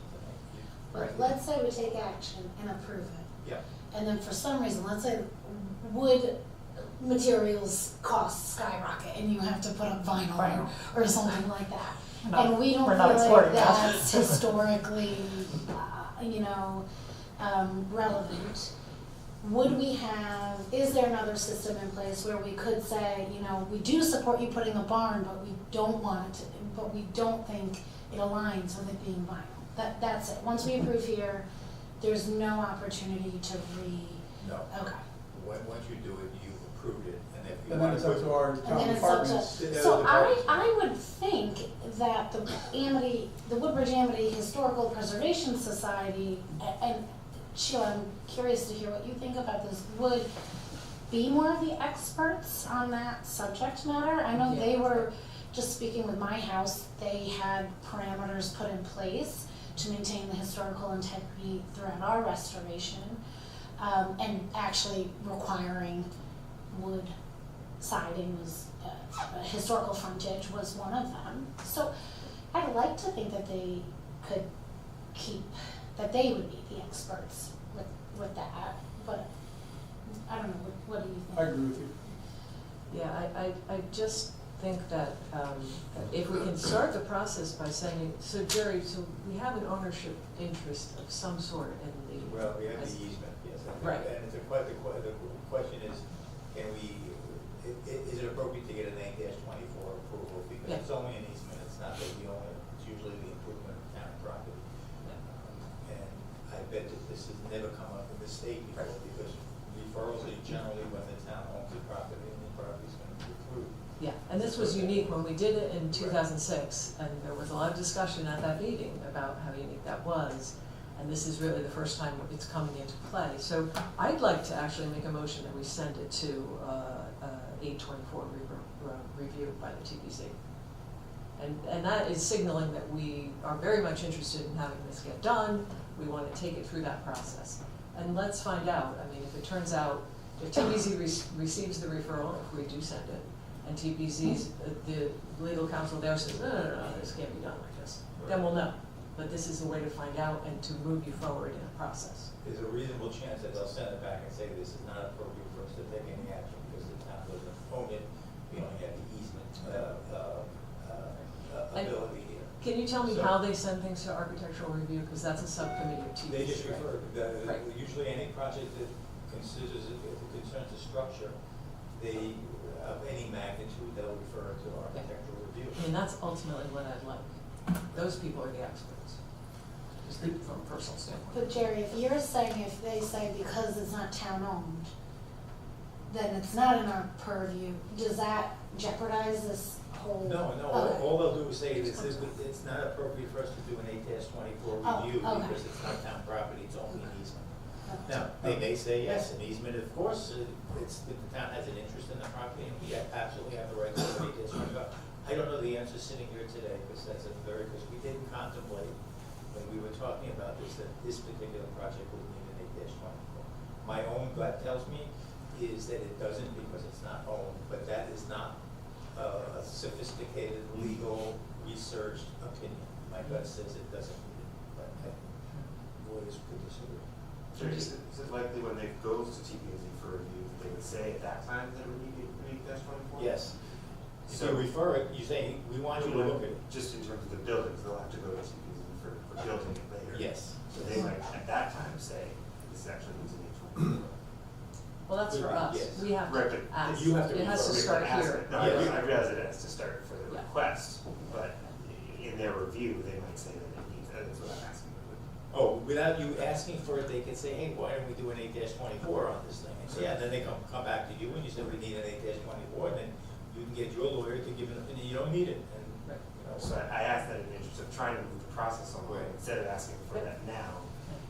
If we can approve the motion to move this forward, it's gonna get to TPZ eventually, and they can let us know at that point. Yeah, and as I said, I think that architectural review step is really important. Agreed. Because there's an interest, there's an investment by taxpayers in this property, and we just want to protect that. Understood, agreed. And- Is and there also anything you feel having about to the do what design they need that to. would not be protecting that? I don't know enough about the design. I know there's a couple of different options, and with regard to where it's sited on the property, if it's viewable from the street or not, I don't. So the question is, I'm not sure that that's the purview of the Board of Selectmen. You've got a lot of guardrails here. You've got P and Z that are gonna be looking at it. You've got the Historical Society that's gonna be looking at it. You've got the Parks Department, the Parks that are gonna be looking at it.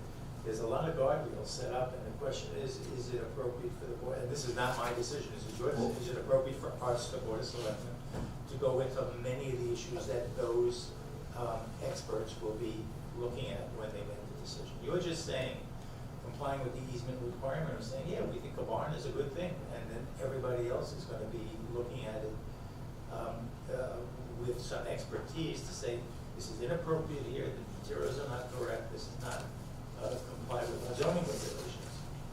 For a historic property, Yeah. that's the piece that's different Right. here. Mika, to your point of wanting to get the other two entities involved, and since you said it has to be unanimous on all three of us, All three of you have to approve. it sounds like we just think it's a good thing to have an easement for a barn.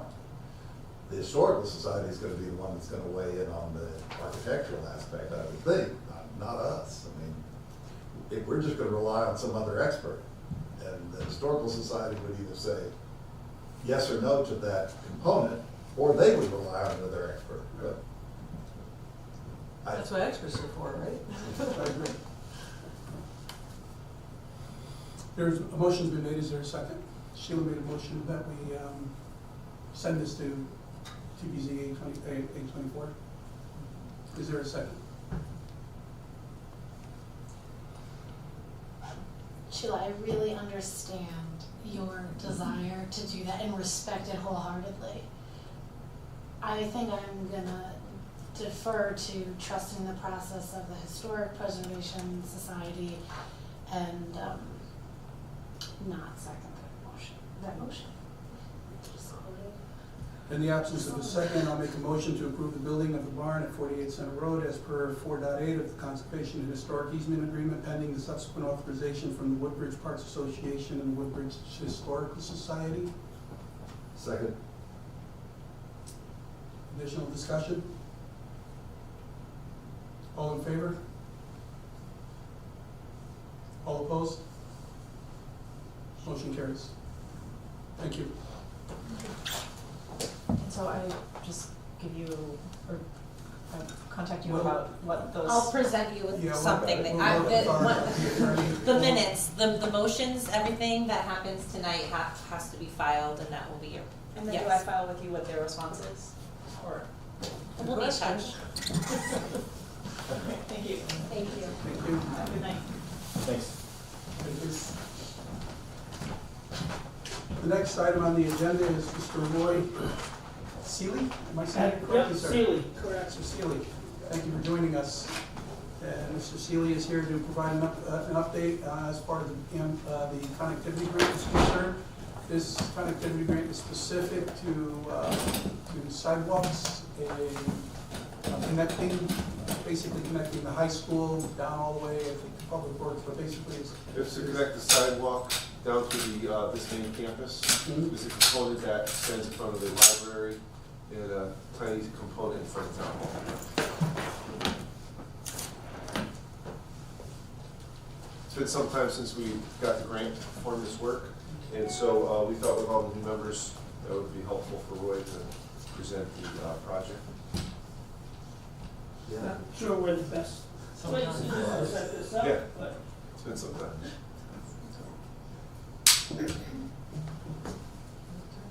I think that'll do just well, that'll do very well there. Yeah.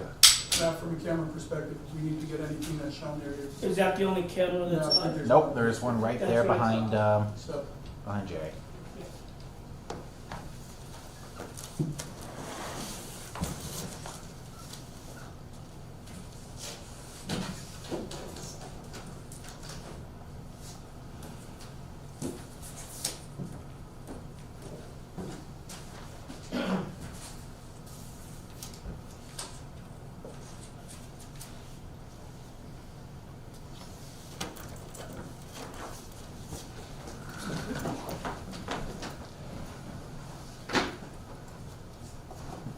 And then my only other, again, a technical question, do I need to sit at the microphone or can I stand You can stand as long as you can articulate in such a way as that it can be heard pretty well, and we have our technical person here who will correct me if I'm wrong. Yeah, what we'll do is I'll just scoot over here.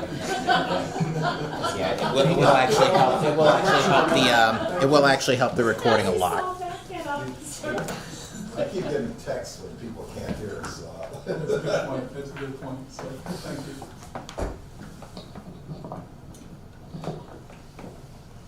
Hold it too, I guess. Again, my name is Roy Seeley. I'm a professional engineer with Cardinal Engineering. We were hired by the town to develop the plans and specifications about the construction on the town center sidewalks.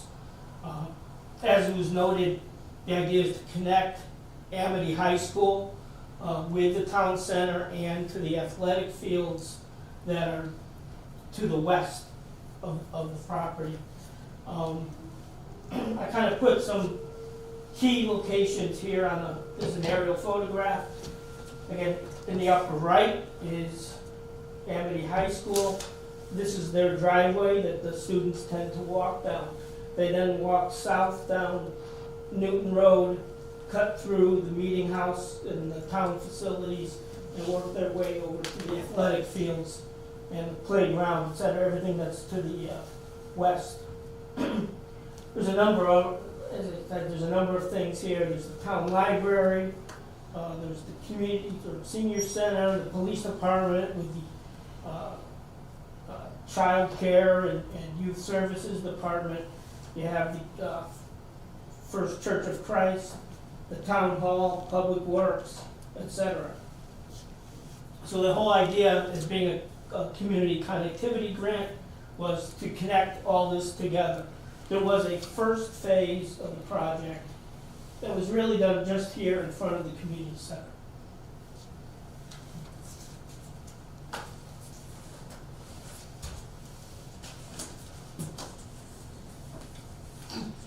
And this is just some existing conditions photographs.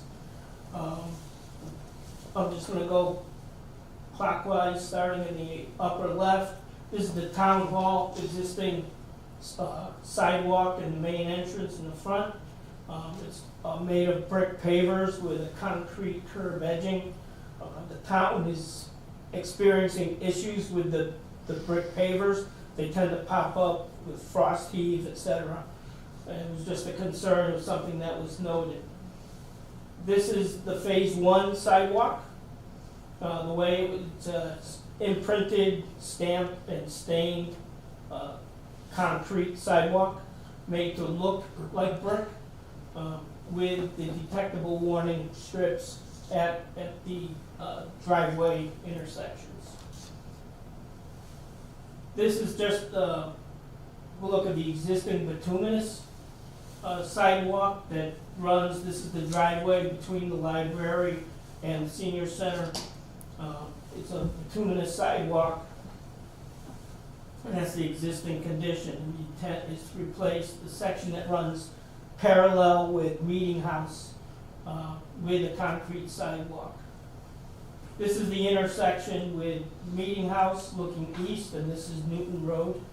You can see there's a large collection of utilities and other items, features that would possibly interfere with the new sidewalk, and it's something we had to take into account in design. It's not as clear as I had hoped, but this is Newton Road looking north. This is the driveway to the church and the driveway to the school and the crosswalk here. And I think it's been brought to our attention, and I assume to your attention, that the students tend to walk down the side of the road, and they don't walk single file, or they're out in the grass. But there's an issue with ponding here in the grass area on the side of the road. So they tend to, especially in weather like today, well, they would be in the road and not off of the road. This is the existing sidewalk looking east. It's the same sidewalk as here, so you're standing in the driveway looking east. You can see it's a fairly narrow bituminous walk. And over here, again, this is just the existing condition, this is what we're trying to replicate, the stamped and stained sidewalk with adding the light fixtures. The connectivity grant includes the light fixtures? Correct. Thank you. So to be clear, the stamped and stained, the final product, the outcome, or Well, are you that- redoing those in this connectivity endeavor? Well, what we did is, when we were first hired, the idea was just to put in concrete, plain, regular concrete sidewalks. That would be all the sidewalks. So this is the existing sidewalk as it is now. I've turned it so north is actually to the right. So this is Meeting House, this is Newton Road, this is the driveway to the school. So the idea was that this sidewalk would extend down parallel to Meeting House to the corner, run south down down Newton Road, and then connect into the doorway here. There's an existing bituminous walk that kind of cuts across the grass. And so the idea is to remove that bituminous walk and put new concrete in. Put handicap ramps at the intersection, and then a concrete sidewalk up to the driveway for Amity High School. Sorry, maybe I misunderstood Andrea's question, but I. Well, I'm getting to the Oh, answer. okay. Yep. Yeah, so the existing is that stamped concrete. So what we thought was, due to the cost estimate that we came up with for just using plain concrete, we thought that we would add into the contract and add alternate, where the section here, parallel to Meeting House, would also be the stamped and stained concrete to match what was already there. So just that one section? Just that one section. Thank you. It's about a $13 a square foot difference in price. So it could add up considerably if we were to do the whole thing. And the idea was that Newton Road, the concrete sidewalk would be more appropriate rather than the stamped and stained concrete. But again, it's something that we can look at, especially along the church property. I know there's some concerns with the historic aspects of that property, but it was still thought that the best solution at this point is to go with the standard concrete sidewalk. Which side of Newton Road is it on? It's on the east side. Could you just quickly give me perspective as to what, I'm sorry, I can't see where those buildings actually are. I see town center sidewalk. Oh, yeah. Just I mean, I really, could, also, I'll turn it this way just so north is up, just so Newton Road, okay. right? Newton Road. Where's the high school, I'm sorry? Yep, high school's It's over here. there, that's what I thought. Right, Okay. here's the pond in front, this is their driveway. And now could you just outline where you have each type of sidewalk again? Right, so in the base bid, and this all depend on what the bids come in at, and if there's money available. Because we're at like 480,000, so we're just short of the 499,000 that the grant was for. So we want to make sure that when it goes out to bid, that they won't have to come back to the Board of Selectmen for additional funds to build it. But if there's some extra money left over, there's a few alternates that we thought we'd look at. So again, this is Meeting House, this is Newton Road. So this section in the base bid will be concrete, but there'll be that add alternate to match the stamped and stained, Thank you. right? And then this would be concrete, and this would be concrete.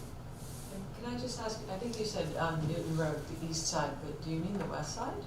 Yes, I'm sorry, west side. So it's, Yeah, even- That's a little different. Yeah. so it's on the opposite Yeah. side of the Okay. street. Right, than the- I'm sorry, right, it's on the west side of the road. Okay. So we thought about the east side because of the connection to the school, but because of the wetlands Right. on this side, that we would have to fill in along, along the edge.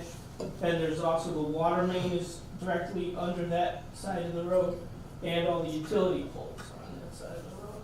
Newton's one bar road. Roy, is Yes. there So if we do crosswalk, already then we do that. sidewalk connecting the old firehouse to traveling down Newton Road to the library? Like syncing or connecting with the proposed? No, there isn't any existing sidewalk here. There. There's the old firehouse. The only sidewalk is, as I said, comes here and it connects in here. To the library. Based To the on the library. potential So- future use of that building. Yeah, Well, there's a there's- plan for a parking lot and sidewalk there. Okay. We've Right. coordinated this plan with the building committee who's working on the old firehouse. So to make sure that they're, Thank you. That's Yeah, a and good question. And we talked to the landscape architect involved in the site plan. The idea would be that they would want to connect in to this sidewalk as part of that, make it all one continuous sidewalk and add to the connectivity. There's one thing I want to note is that here on the west side of Newton Road, the topography is very, very flat. And I don't know if any of you have driven there, you've seen ponding constantly every time it rains, from what I understand. And then there's the issue of when we build the sidewalk, we want to raise the grade for the sidewalk so that it's not in a ponding condition. And although it may not create more water and more ponding between the sidewalk and the church property, we're afraid that the perception was, even if it didn't create more ponding, the perception is that it does. So what we've decided to do is add a series of yard drains along the back side, the west side of the sidewalk, with an under drain, a perforated pipe underneath to collect whatever water there is there. But then we looked at trying to discharge it, and because it's so flat, and there's a utility duct, a very large utility duct, running down the center of the roadway, we couldn't get a pipe across the road. And because Newton Road, this is high and it slopes down as you go to the north, we couldn't put an under drain in and have it flow backwards. It would be too deep by the time we got back to the catch basin here at the corner. So working with Warren Connors, what we decided to do is add to the project a storm line down the west side of Newton Road down to the brook here. And that way we can solve two problems. One is the ponding here, but it'll allow for other improvements to the drainage on the west side of the road, as well as, I think there's some ponding, Warren had said here at the street here.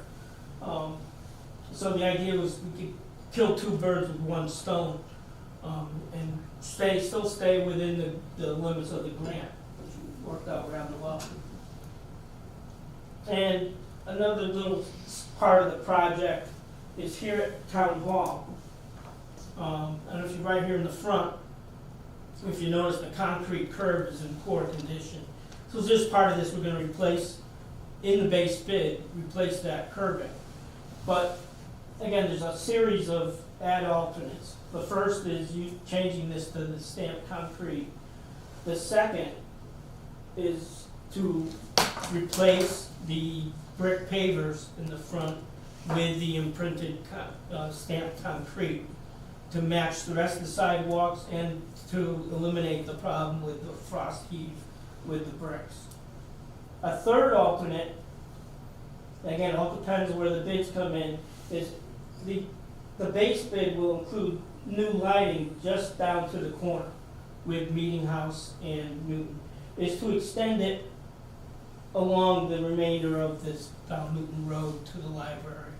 It'd be just adding just 4 more light poles. But the idea was then this would all have pedestrian lighting. There is street lighting on the east side of the road, but we think that it may, if the money's there, then it may be a good idea to provide lighting the whole way. Are there standards applied to those light poles, meaning restricting or reducing associated light pollution? Well, these light fixtures will be 38 watt LED, and they'll be similar to the light poles that are there now.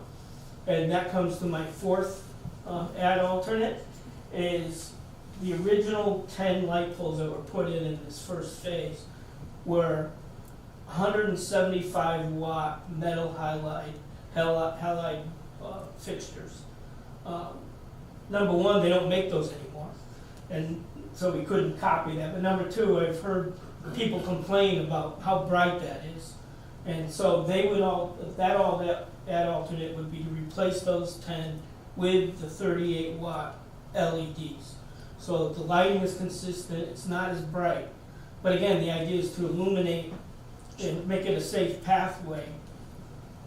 So there will be some light spillage. It's not like a shoebox type that shines straight down. You know, they're lantern types. I mean, they illuminate out. But again, the idea is not to be as bright, but still provide a safe lighting situation. Are the posts themselves capable of having any kind of brackets attached to them? They could. We're just copying the existing light standard that there is now, but we could add brackets, and we could look at if we could retrofit the existing ones and add brackets to those as well. If that's. I mean, are you thinking like having banners? I mean, they're not tall. They're only 10 feet tall, but. Yeah. But I was just thinking it would be an opportunity for us to provide the center area with an identity of some sort and give us some flexibility to do some other things. So we could certainly look into that and see what additional costs that would be. I appreciate it. Thank you. Can I ask a question about the end by the town hall? You mentioned that you were talking about the little walkway from our front steps here out to the Right. crosswalk. We have a sidewalk here on the side that's not connected. Are you going to connect across the front? We looked at that, and the grades really don't work out too well. It kind of cuts off, you know, the flagpole. We had presented that and met with Tony and Warren, and we decided that wasn't a good option.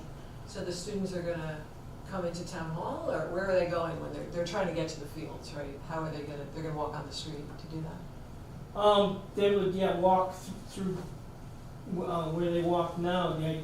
This project was to deal with just this here. Right. Actually go through. Adding this one little leg of sidewalk Yeah. between the two entrances wouldn't make much of a difference. So they'll take the crosswalk to the front of town hall, but then they'll walk in the street and then down the drive, and then down Yeah, the stairs. they usually walk down the stairs and go that way. Yeah, it's just unfortunate that it.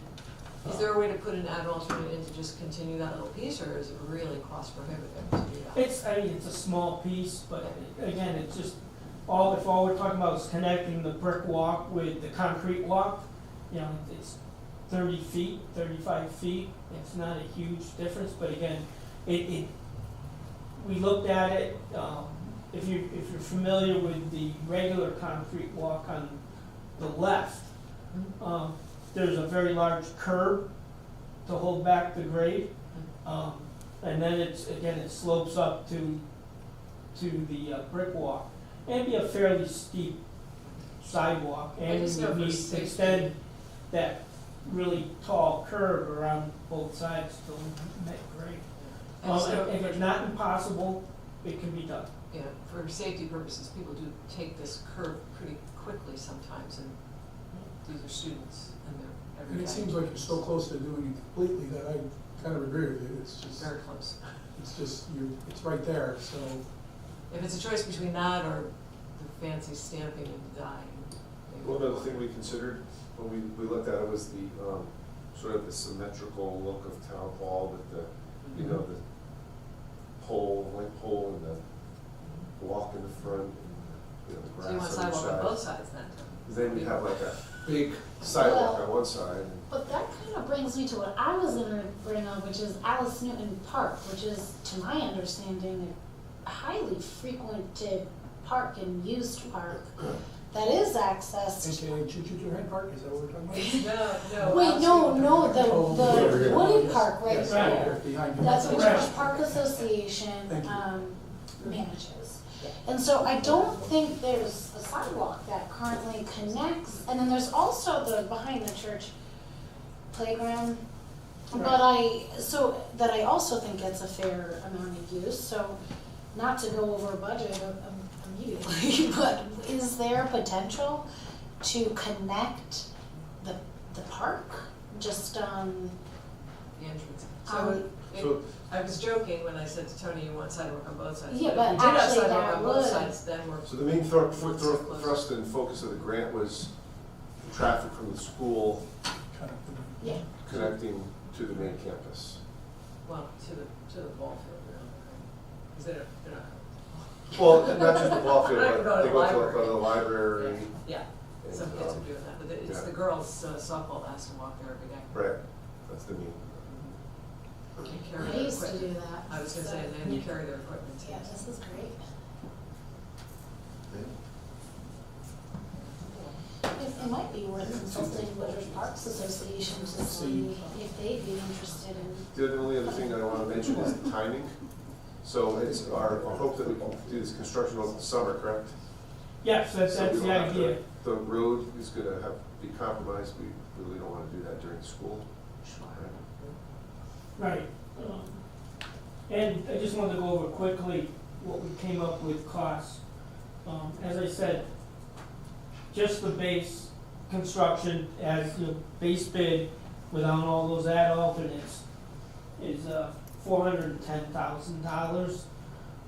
The grant, I think, is $499, but there's also, that doesn't include the cost of inspection. If you're gonna hire us, hopefully, but hire an outside firm to provide inspection, that would be probably another $50,000, $60,000. So that's why we didn't wanna overload the original contract with what we're now calling the add alternates. So doing the stamped concrete, as we said, just in this area here, adds about $35,000. Doing the town hall sidewalk adds another $37,000. Add alternate number 3, the additional lighting adds $44,000. And then changing the the 10 light fixtures adds another $11,000. So again, as the bids come in, we'll work with the town on choosing whether, if any of these add alternates are appropriate and affordable within the budget. Just want to correct you on the grant amount. The grant's $599. Oh, $5 Oh. Oh, then we're all set. That's awesome. Get all the others. Tony,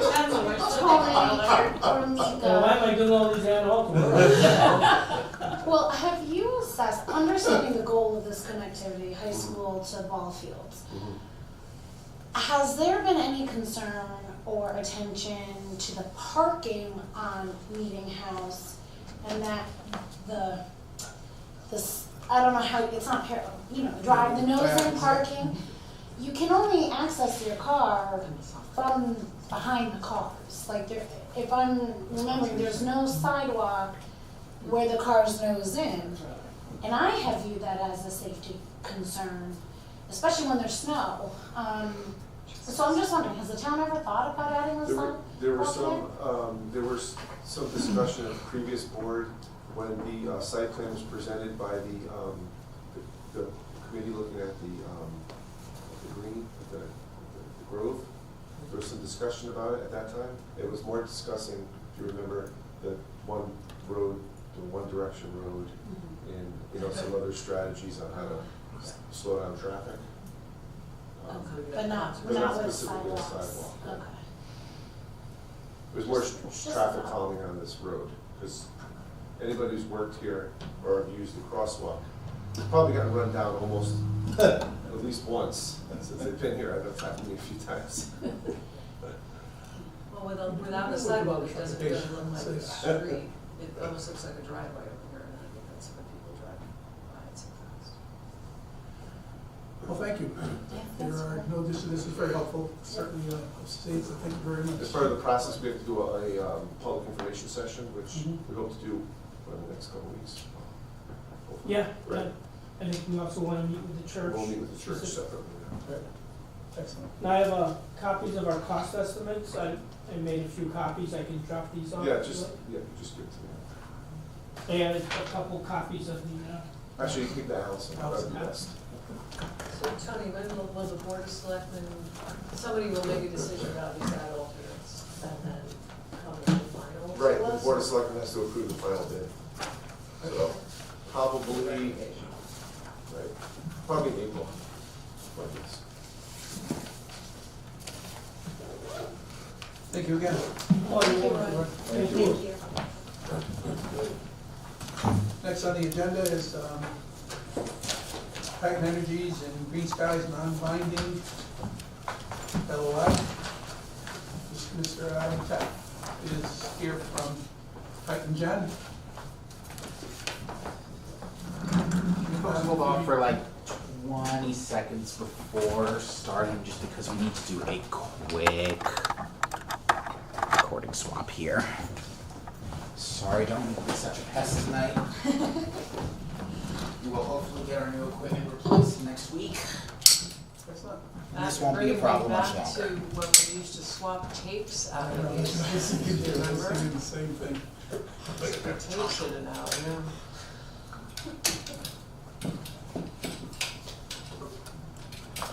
Let me know when that. I'm just waiting on, waiting for Nick to give a thumbs up. Once he does, we should be all good to go back here. Okay, thank you, folks. Mr. Adam Teff from Titan Gen, to answer some questions. And I'll preface this by saying I do want everyone to understand what you have seen is not in any way, shape, or form an endorsement, right, on that.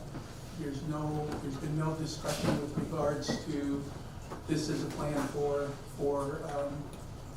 solar. As a matter of fact, since the last meeting, what I've done is I've spoken with Mr. Teff and explained to him that one of the things we would like to do is take a broader look at solar from a townwide basis and put together a strategy that really encompasses future and any other opportunities we might have for solar. So, but what this does offer us still is an opportunity for us to secure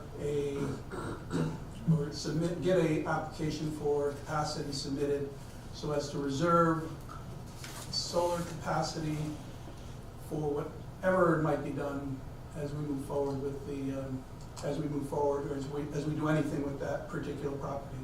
There were some questions mentioned about some additional properties that are there, different addresses we have that are kind of contiguous, and they were reviewed. Mr. Teff could certainly get some detail or provide us some details if there's still some questions in regard to that. But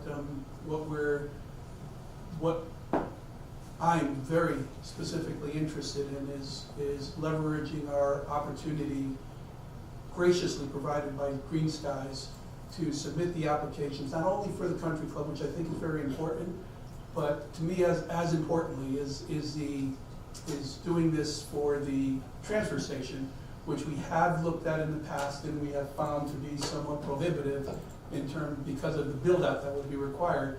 But what we don't have at this point in time is specifics as to what that actually is. And there might be some opportunities for us there, and that certainly affords us kind of a space where there's almost no reason not to consider something at that location. It would provide us that opportunity as well. So the LOIs have been updated. They've been reviewed. They've been modified to include language that the town requires they include. Town council also added language to make sure that it is as non-binding as it can possibly be from our perspective. So there is little or no risk from our perspective in terms of if we feel for whatever reason that this is not an avenue that we want to approach. Please understand from my perspective, the LOI, if I were to vote to sign it personally, I would want to at least engage in a conversation with Green Skies, which I think is what their expectation is, to see more about this. We're not there. That's something that we can do and we should do as is appropriate going forward. This is specifically to see about getting it. And the specific urgency with the capacity is that can be taken by anyone. And once it's used, we get into a situation that we find ourselves in with the transfer station where there's a build-out required and it might be prohibited. So, Mr. Teff, if there are some questions for Mr. Teff, let's ask them, or for me, from that perspective, let's see what we can do here. Or maybe we start off with, just so we can have discussion and determine what action we take. Can I have a motion to approve the updated, no, that's the wrong one. Motion to enter into 2 proposed non-binding letters of intent with Green Sky so that they may begin the application process for the Connecticut Step and Nest Reservoir and the interconnection impact study completed by the United Illuminating Company. So moved. Do we have to approach the letter of intention or interest together, or can they be separate? We can discuss, yeah, we can discuss that, and they can be, yes, however we want to do it. Okay. So, is there a second? I'll second the motion. And now we can have some discussion. Questions? The limiting factor at the transfer station was 3-phase. Is that the access to 3-phase? Is that was the issue? Correct. So there's single phase power that runs there. 3-phase is, it's a meaningful distance away where, we can look at the available hosting capacity maps for the golf course and say, yes, as of today, we can make some estimates based on what we think that would cost. It's pretty reasonable. It's we don't know for sure until we do that interconnection application and get the results back, but likely the cost to interconnect to the grid and run that 3-phase the distance it needs to go is going to be a lot higher. And since it's a smaller project, it's really difficult to nail down in advance what that project will cost until we have that variable locked in. So, unfortunately, the only way to do that is to complete the interconnection application with UI, have UI put, their team on the project, come up with a cost that we could then reintegrate into the project cost itself, so like the panels, the racking, all the engineering, et cetera.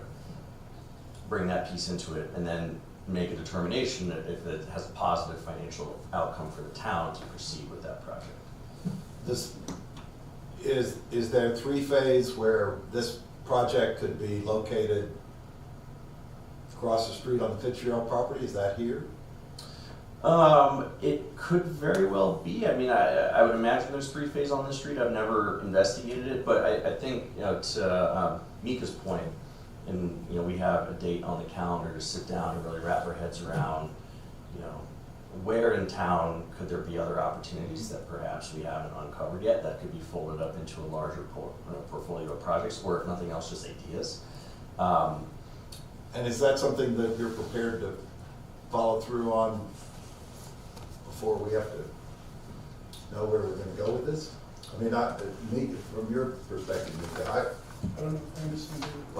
I would like to see, if we're going to start exploring this, where the options are for this to economically go for us as a town, so that we don't just start making decisions one piece of property at a time. I'd rather have that plan looked at, so that we have a real plan instead of just a one-off.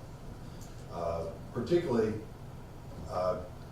when I looked at the plan that was just sketched out, I looked at the middle of a piece of property that if we're going to do development there, it seemed to me that if you're going to build homes there,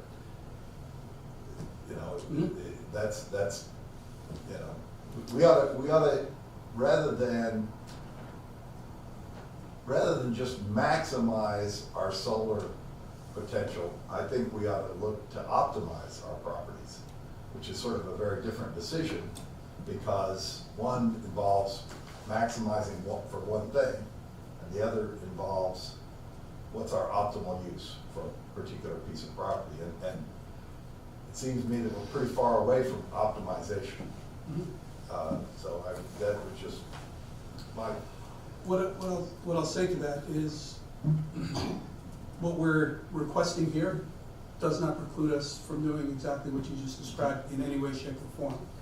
And in reality, the way I look at this is a very unique and positive opportunity where we know that there is capacity, or we feel that there is capacity and capability in an area where there's town property. And in town property that we are going to be evaluating, working with consultants to see what we want to do with, which solar could be a possibility in that. So it's an opportunity for us to preserve capacity so that that capability remains there where it may not if we don't act. That's what the opportunity is from my perspective.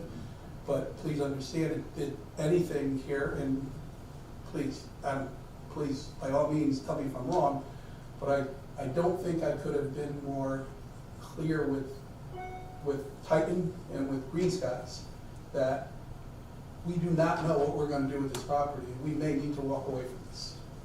And this is not a plan for the town. This is, whatever we do from a solar perspective, we'll have many discussions prior to anything that, that's substantial that we commit to or that we agree on or something along those lines. And that's why I keep trying to keep this in the realm of, do we want to take advantage of an offer that's been made by one of our providers or a provider to take advantage of just saving some money and putting in reserving capacity, which we might want at some point in time. So I can't stress enough, this does not preclude us from doing anything at all with regard to solar anywhere, including a country club, at all. Or from doing nothing, Out of curiosity then, why is 14.2 acres specified in the letter of intent? So that they can provide us with some degree of financial correct. information. And that, but I know this is non-binding, so obviously that is non-binding. correct. Okay.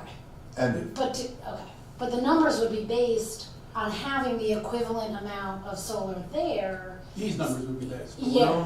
we're not, again, if we were interested in their proposal, we would be having this conversation. Okay. It's worthwhile having the conversation, not that it's not. No. What I'm saying is yes, you're absolutely right. If this is what we're going to do, but this is not necessarily, could it be? Possibly if we decide, only if we decide and the town decides, the people decide that this is what they want, that's the only way it could happen. But in the meantime, should that day come, if we don't have capacity, it's a moot point. So this, in a sense, affords us the flexibility to work with a consultant with all our options available. And I would just offer from my perspective where this is now, I mean, I'm treating this is a fact-finding mission really, because at the end of the day, everything that's even been presented here is predicated on assumptions that have been made about cost to interconnect.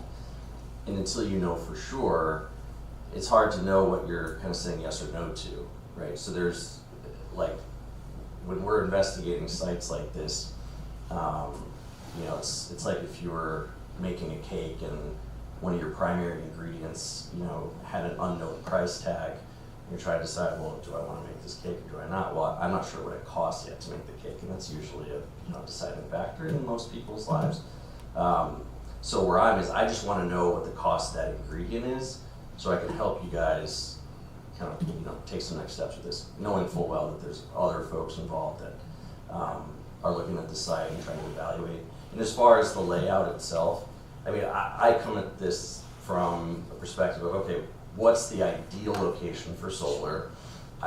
There's however many other uses there are. I know that that's a part of it that'll get factored in.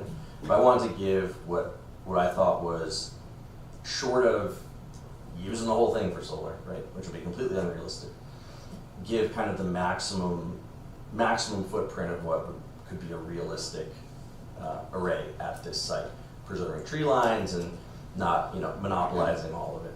It could shrink, it could grow, but again, there's so much left to be filled in terms of system size, where it would go, how it integrates into the larger plan that the town has for that. I mean, I'm viewing this very much as we're right at the base of the mountain still, and really getting that answer on the interconnection side would be very helpful for the effort of, bringing something, more fully baked to the town. That's really kind of where I'm trying to get to.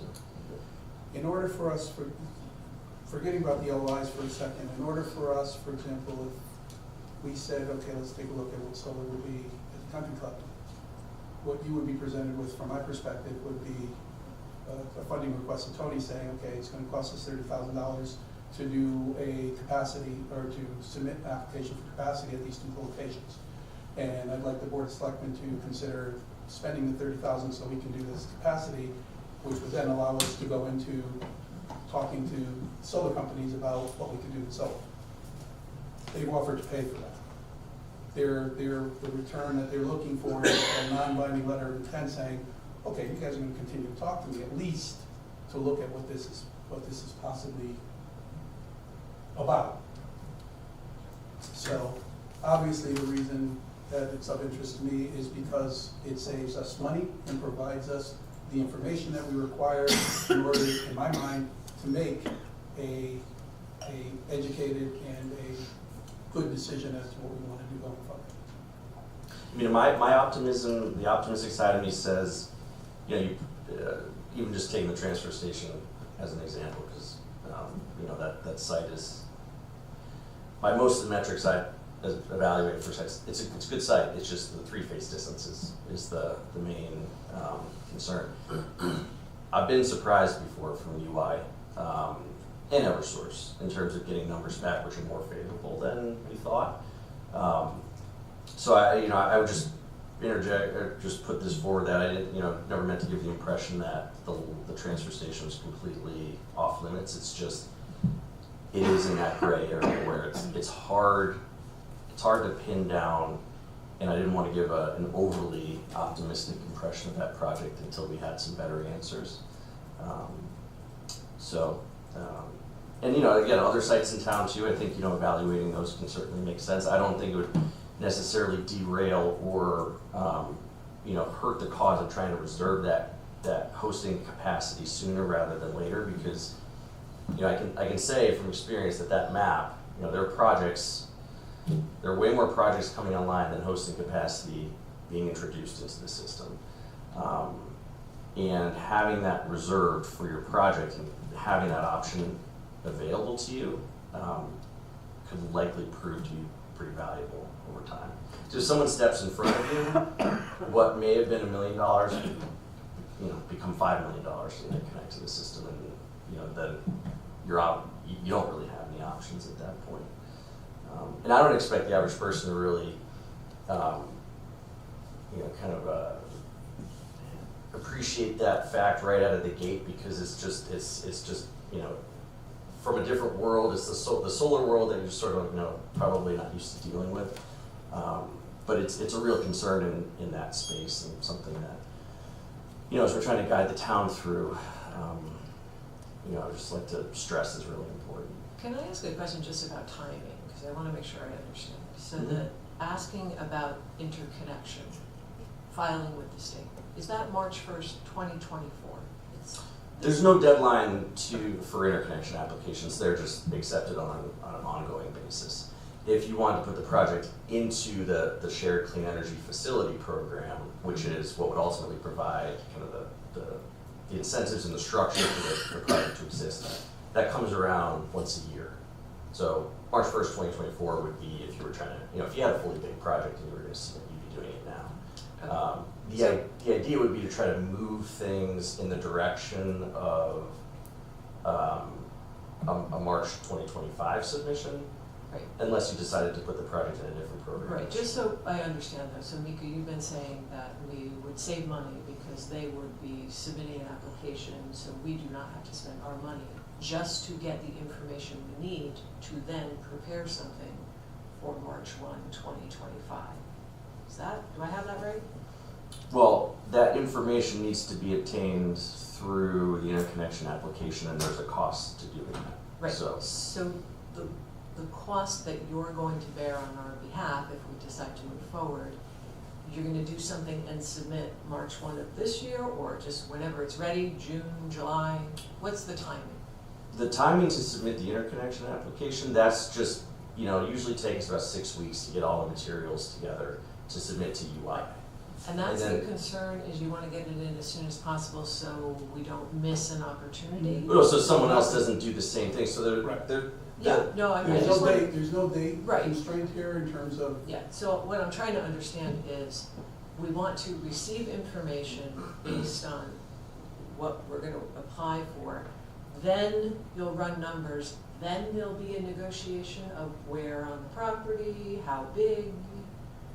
And then Or- that is what or- has to go in front of voters or a town meeting, all to apply to the program next. once you have a sense for what costs are involved, and once you have the capacity so you know you can do a project, at that point in time, you go through your process of assessing what you want to do. Right, so the document that's non-binding right now will be negotiated after we hear back about the cost for interconnection. You're saying 6 weeks or so. I'm just trying to get a sense, broad sense of timeline here. When would we be negotiating? Because you've heard that we are contemplating having a consultant come in and give us some ideas oh, for we're the at entire least project. 6, well, I would say from, let's say, you know, tonight you said, hey, let's sign the LOI. About 6 weeks of work to get the submission in, and then UI usually takes about 3 to 4 months to review everything and then get back to you with the answer. So we wouldn't have that information or that space.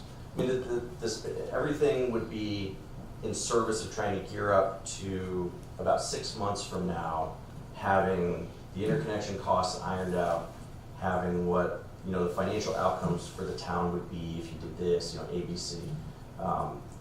And if at that point, and Mika from or Stepping, please tell me, once we have a fully baked project on the table that says, hey, these are our costs, these are known, the hosting capacity is set aside for us for this project, what do you want to do? That's when you'd have to start contemplating, okay, a binding lease agreement, and then whatever procedural steps like an A24 that you have to do for, you know, for leasing town property and things like that. So it would be relatively quiet on my end for the next, you know, 4 to 6 months once that LOI is signed, because then we're really kind of in a heads down, you know, work mode with that, and then a wait and see with UI. I don't know if that's helpful for. Okay, so just 2 more questions really quickly. So the hosting capacity is set aside for us, you said. That's as a result of that initial step, finding out the interconnection cost and getting in line for the hosting capacity so no one else can get in front of us. Correct. All of which could then be put into the process of finalizing the terms of this actually binding letter once we get to that point, right? Once we're ready to go to the townspeople and say, this is the plan we're gonna do. I have that right so far? The only thing I would say is that in the cases where the project needs to be approved by a town, you know, town vote, then typically that lease agreement, that binding lease agreement with the developer would call that out and say, you know, subject to town approval. Yeah, so the non-binding does call that out. Right, and the non-binding is sort of trying to be as belt and suspenders in terms of non-binding as humanly possible, just so everybody's comfortable with, you know, you're not inadvertently creating an obligation for yourself down the road. Right. The real commitment occurs when you executed a binding lease agreement with the developer, and presumably you get that approval, you know, Can town I vote. ask one legal question, really a superficial, silly question is unknown to ask, but why do we need this? Is this UI require it, does the state require it? UI requires that we have some Something kind from of the written municipality, agreement with okay. towns to prevent developers from willy-nilly doing this. Because it's so non-binding to me, it really is not a meaningful document. It really basically says we're gonna have negotiations later on if you feel that we can do it. So I'm wondering why we need it, but you just So answered it's the UI. question. But just to demonstrate to UI that there's actually There's somebody out somebody there. out there who's looking to do something. All right, Yeah. so the only other question I have in this context right now is, if we, once we're at the stage where we're gonna get specific, I heard you say at the last meeting, I asked it a couple of different people asked it, address. And thing that's in the non-binding document shows it right in the middle, it's 14 acres, and it's connected at a certain place, a certain junction. That's the interconnection site that you're gonna get stats on from the EOI. They're gonna tell you, this spot on the map, when we connect to it, is this cost. If we moved that to the other side of the property or across the street, the piece that's against the highway, do we void the whole thing? And I thought you said last time, yep, we might. So you don't void it if you stay within the same parcel. So UI doesn't necessarily care, let's say you had 100 acres to play with, and the original plan was to put it in, you know, the northwest corner or wherever. You could move it to the southeast corner, and UI doesn't really impact that. Unless we change the interconnection point. I don't think that you would need to do that at this site. I mean, and even if you did, the cost, you know, a couple hundred feet here or there, it's not going to swing. Okay. If you move to an adjacent parcel, because I know that, and I actually looked into this, so that sort of pizza slice shaped 17 piece of land that's wooded and Yeah. so a couple of things about that. The slope is too great to get permitted, unfortunately. There's a lot of ledge there and it's facing the wrong direction. So wouldn't be an ideal solar site. Because I did look at that and I thought, hey, if there's a path of least resistance, it's always good to look, right? And unfortunately, that would be, you would have a very hard. So staying with 50 Woodfield then? Staying Anywhere within on it. 50 You could Woodfield? put it anywhere, as long as you stay within that same parcel, you're fine. And then in terms of the size, if we decided later on in the process that, we don't want 14 acres, we want 10. Much easier to shrink than to grow. Okay. So that's my recommendation. But that's all up to negotiation later in the process, and we're not at risk of UI saying, oh, you changed it, now you're out of line. Right, so what I would want to do is, anytime that we've ever gone back to a UI with a request to make a project bigger, they get very, very unfriendly to that approach. And there's nothing written in the rules per se that UI has to automatically void your application, but they have discretion. And the fact that it's so sensitive because interconnection hosting capacity is at a premium. Right. You know, if you start rocking the boat too hard one way or the other, they could say, no, you're gonna have to do this over. Okay. But if we stay within 3 to 1 megawatts, which I think is anything below 1 megawatt here, and basically, you have a 3 megawatt project here. You cut it down by anything smaller than a third of its current size, I think you're gonna see the economics start to kind of crumble anyway. So Okay. I'm trying to keep it in that 1 to 3 So megawatt range. But it is connected to 50 Woodfield, anywhere on 50 Woodfield? Correct. Okay. What about, in that golf course, there was a lot of the golf course that's actually was a usable golf course, but apparently is in wetlands. Are you prohibited from being in wetlands, and is that why you've avoided those? I mean, it would be very difficult permitting. We could have a fairway, which we did have in the middle of wetlands, but not a solar. Well, if a golfer gets his shoes wet, that's a different problem than having a solar array underwater. I don't think it's underwater. I mean, it's well, wetlands. from a permitting perspective, the state's going to look at that and they're going to make you move it anyway. So, we're trying to avoid anything that would create future problems with permitting, and we've been through this enough times where the siting council is very sensitive to these things, and there's going to be a lot of work that needs to get done studying this to make sure that like the town wetland maps are accurate and things like that. But my best advice is to avoid wetlands as much as you possibly can. All really good questions, all things that I think we'll have to review again, so it'll make us more familiar with it. So appreciate everybody's input. Maria? I just had one point of clarification, and kind of to piggyback off of what Sheila was saying. When I consider that and I look at what is written here, I'm kind of viewing this as the location, the address, the acreage, everything was picked as sort of a model. Let me model what this project could look like to move forward. And so is that the right way to look at that in this contract, that none of those things, the acreage, I mean, granted the economics change as you change that, changing the address, but if all of this is really just a model to let us see what this is like. What we're doing here is finding that information and reserving our capacity for whatever we choose to do in the future. Correct. I mean, we have a huge amount of flexibility with this site, given its size. And, you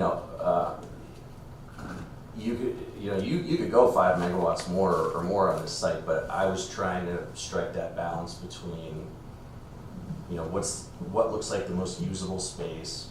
How do you put it together so your project costs are low, interconnection path is easy.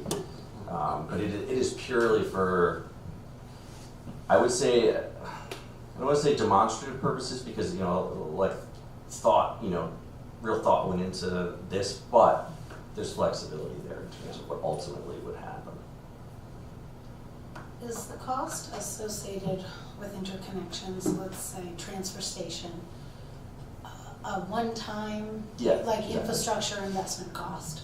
So would we have a sense of the financials and economic viability of that over decades? So there's this upfront burden of whatever relatively higher cost of connecting to phase 3, but over the long term, that cost will be offset by X year, we'll recoup those costs. Well, so the developer would cover that cost. It would be wrapped into the project. Okay. Yeah, so it would be, basically be amortized out through the project's life.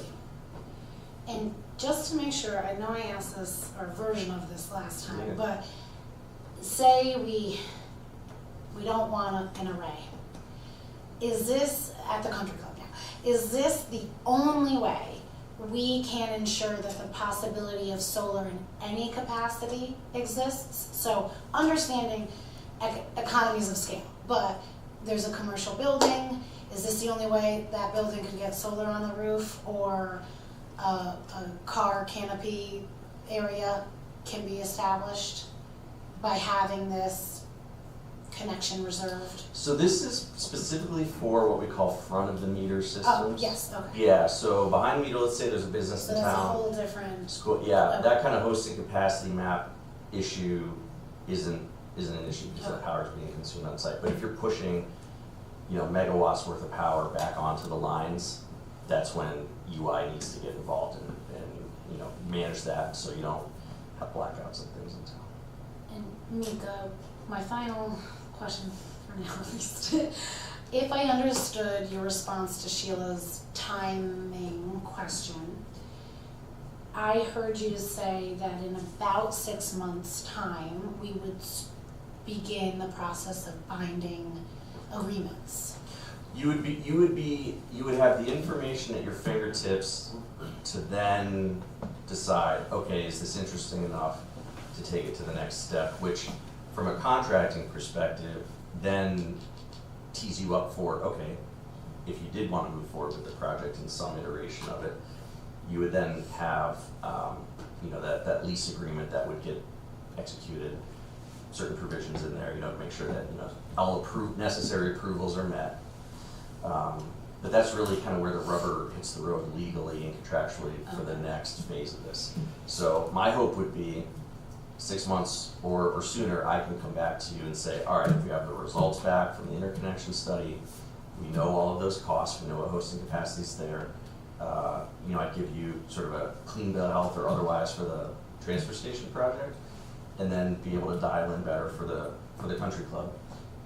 And then I would imagine in the meantime, you guys would be continuing on the path to better articulating what other projects might make sense for the country club, and we could maybe merge these efforts together to say, okay, this is the acreage that we have intended for residential or commercial, etc. How does that integrate to what we have here? And then that conversation could go any number of ways, but ideally I would come back here with better information for you all to then say, okay, what's next?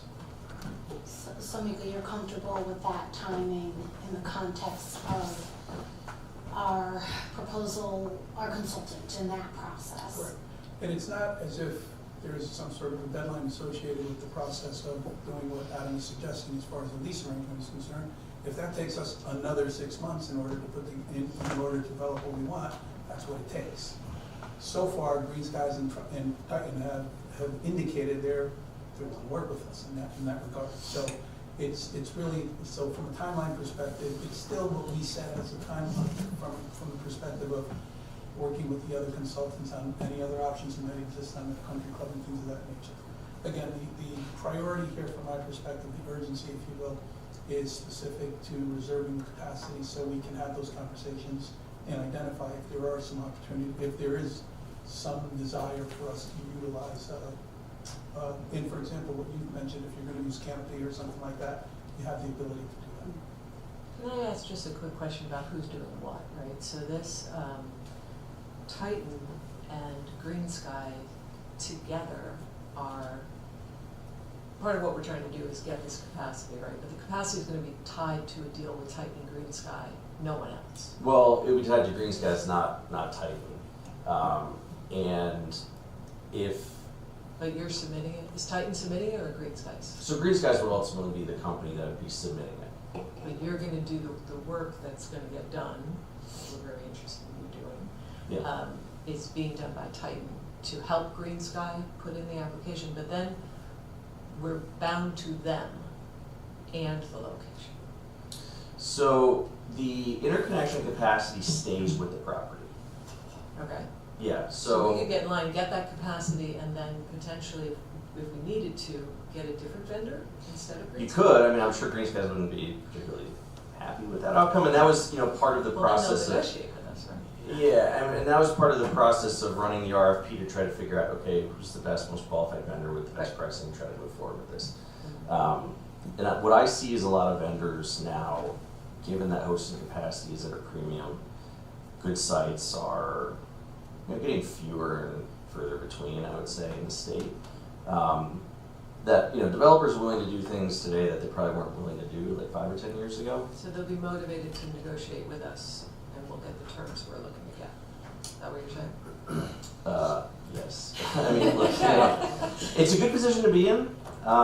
It's also motivation behind possibly them making this offer to begin. Yeah, I mean, it's I think any developer that's been through the muni procurement process with projects like this, especially ones that are on kind of high-profile sites, there's kind of a cost of doing business or a cost of entry to these sort of projects, and the willingness is there to pay for that. I think as long as everyone's working in good faith to try to come to a reasonable agreement at the end of the day that works for everybody. You'd have a good partner in Green Skies. I've worked with them before. Large municipal projects or something that they're very good at doing. So. And then potentially we'll have a consultant that is working with us directly. So if we're able to get the timing of this to work out so that our consultant does get a chance to weigh in, and if our consultant comes back and says, oh, there's a bunch of other options you should be considering, we could walk away from this. Right, and I've made that very clear in the RFP itself and at the walkthrough and with Green Skies in particular that this is a process that's in flux. It's and just one note on the timing, because I think Mika touched on this, but I'll just echo it that 6 months is really just as we're going through the process on our end. If you need 8 months, if you need 9 months, etc., whatever it is, because you have other efforts ongoing, you want to wait until we can fully integrate everything in one conversation, that's fine too. I always try to remain and help my clients remain mindful just of the cycle of the incentive programs that come around, and then work accordingly around that. And was there a 2-year expiration of this? For the interconnection. For the interconnection. Yeah, So and we can apply for the day extensions. we get the interconnection, not the day you submit. It'll be a while from there. Yeah, and I would just say that we can, if the process, because quite frequently these things take longer than 2 years, so wouldn't be the first time. We can apply for extensions on that, but there's cost involved, and then Green Skies would probably just have to make a judgment call, based on where things were at the time, if it was worth extending or not. So.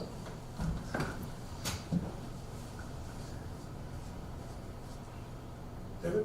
Yeah, I just, I'm sort of uncomfortable with the sort of one-off nature of our considerations. I would rather have a solar plan, a strategy first, that we could then optimize rather than just maximizing a particular strategy for specific spots. You know, I would like to see us have the opportunity to look at, you know, secure the option, secure the space that we want to do, but to look at more sites. I mean, I think that's perfect that we've got an LOI for the transfer station as well, but based on solar strategy, so that we could say, well, this property has this advantage. What's the optimal use of that property from the standpoint of the town relative to other properties that would have a different number, and give us a chance to really decide whether we're putting solar in the best place for us. But we have, as a matter of fact, I agree with you wholeheartedly, and I feel that's exactly what we need to do, is put together a strategy. And that's more holistic. That certainly encompasses much more than just this particular property or just these two properties. Totally agree with you. I think that's something we need to do. I think that's a responsibility we have. Yeah. It doesn't preclude us, this doesn't preclude us from being able to do that. As a matter of fact, what it does is it puts us in a position so that if we do that and we find that we would like to do something, we've done the due diligence and we've taken the proactive approach of having reserved something where we want it. And as I think made it really clear, if we find that this is not something we want to do, that's not a problem. So I do feel very strongly we need to take a more complete approach from a solar perspective, and we intend. We're having in a couple meetings, there will be a working session specifically for us to start that, so that I can come back to the board and I can say, okay, here's some of the things we're discussing. Now give you some input in terms of where we should go, what we should do, but at least we'll start that process. And we'll continue that process. And that may be a process that takes us a year. But in the meantime, we've got something that we may need should we decide that this is something we want to do. Mika, I appreciate that. If I may, just express the hesitation I have regarding the country club and this approach is, will it guide or influence our work with the consultant because we've made this first step, because it's an idea or model already presented to us that may or have great economic value associated to it. And I wonder, and I think I've said this in one way or another, but what if these 14.2 acres, for example, were put in a carbon market program set aside to let regenerate, and we can get payments for offsetting carbon emissions in that regard, and how does that compare? And so my fear is of pigeonholing us. I understand you've said you haven't, but can you, It's not so much. yeah, no, you're fine. I don't think you're giving us enough credit. Okay. We will do what we feel is in the best interest of the town. That's what we're all here to do. That's what we're going to do. But my fear is, like, you're already thinking the best interest for the town is solar on this property. No, I'm thinking that should there be a need or a desire for solar, if we don't have capacity, it won't be an option. I know you've said that. So it's more along the lines of how you started, and it's more, think of it the opposite way. Okay. We're about to work with a consultant. If they were to come back and say, beautiful location for solar, you guys, you're absolutely crazy if you don't think about solar in this location. If we don't have the capacity, that's not an option. So we could, in a sense, we could restrict our ability and that of the consultant if we don't take this. But in the thing that drives me to continue this conversation is there's no risk. There's zero risk involved in this. There's only benefit. and value from my perspective. We get information that we absolutely need as we move forward to make decisions. That's what this amounts to. And, I'm not articulating it as well as I can. I understand the concerns and the sensitivities that are related to the country club. Absolutely understand that and recognize that, which is the reason I'm trying to give this as much time as we need to make people as comfortable as possible. But in this particular instance, we have an opportunity to reserve capacity for potential for solar with no risk. And legal has approved, has said that. Financial has said that. We look at it, you can read it, we've all read it, and we see that there's no risk there. So that's what's driving my persistence, if you will. I appreciate that response. I was trying to express of my perceived risk in it guiding our approach to this process. Yeah. But I also understand and hear yours. And what I can say unequivocally, I'm not tied to this in any way, shape, or form. This is an option as far as I'm concerned. Okay. So I started looking at solar months and months ago for the country club on my own, just because nothing has been done with the country club. So it's like, well, maybe solar is an option that people who want to keep it natural will appreciate in terms of the environmental aspect of it, and at least the town will get some benefit out of it, whether it's helping us pay our bills or whether it's a land lease like this one is. That's how this kind of comes to fruition. It's more, why not look at everything that's available? Just why not? So that's right. So, and I would add, I think when we approach the country club process and what we're gonna do there, we're gonna wanna get as much information as we can. And solar information, I imagine, would be part of that information. So we'd be starting that process now. Someone else would be paying for it. So we could find ourselves, if we don't go ahead with this, needing to spend our money on getting this information. Sure. So, but I think to your point of the carbon credits, that's additional information that we'll want. So I see this as free information that's key to making a decision. But we're not making a binding decision now on anything. It's just gathering information.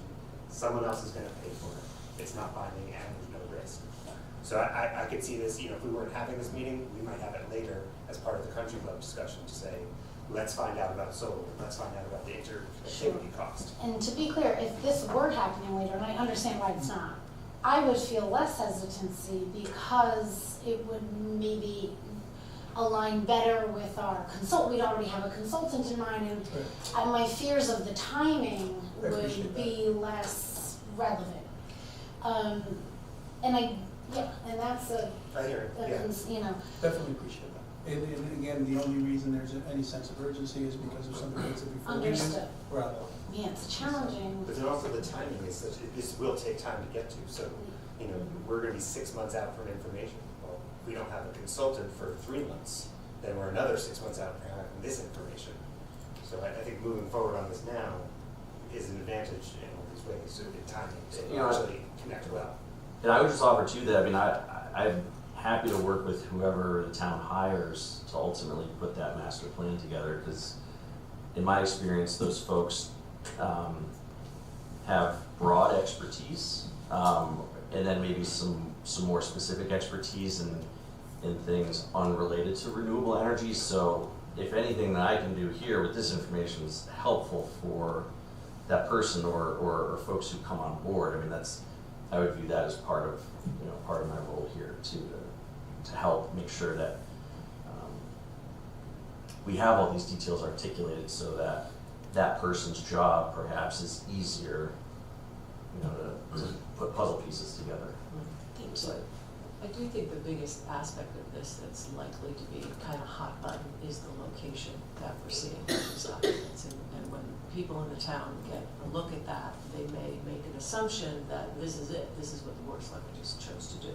So I think it's really going to be key to explain that this can move around on that property and potentially get smaller or than getting bigger. That's an excellent point. Yeah. And Because very people much freak needed out with and these maps, I tell you. Some papers for those sometimes folks who are it's watching, treated as gospel, for those folks who are watching, we'll say very clearly again, this is not a commitment in any way, shape, or form for us to do anything, let alone where it is. So. Yep. This is just a conceptual. Mm-hmm. But you're right, Sheila, you're right. When people look at it, they have a tendency to, I understand what you're saying. So, We have a motion, we have a second on the table. Is there additional conversation, discussion on this?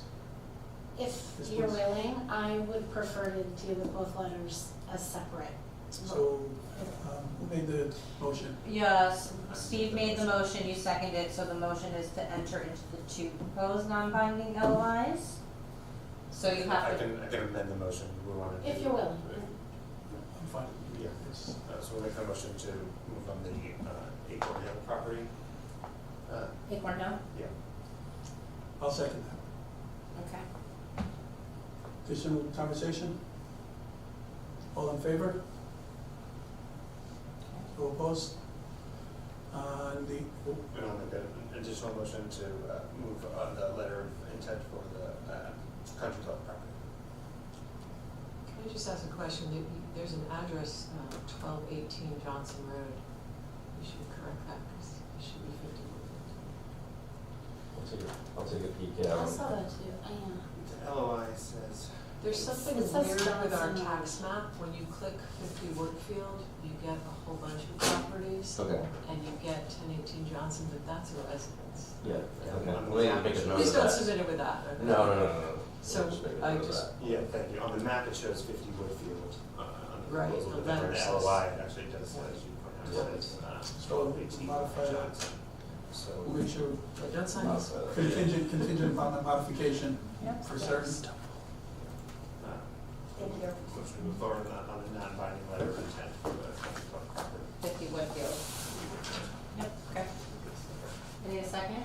Okay. Additional discussion? All in favor?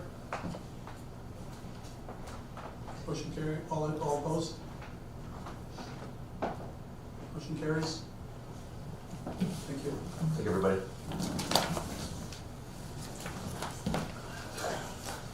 Folks, I very much appreciate the discussion. I'm hoping folks are as comfortable as you can be with what we're trying to do, so. Thank you, Mika. And I appreciate your feedback for me. I do trust so far. I am very pleased and trusting of this board. And so I just don't want you to think my vote was reflective of anything Not at all.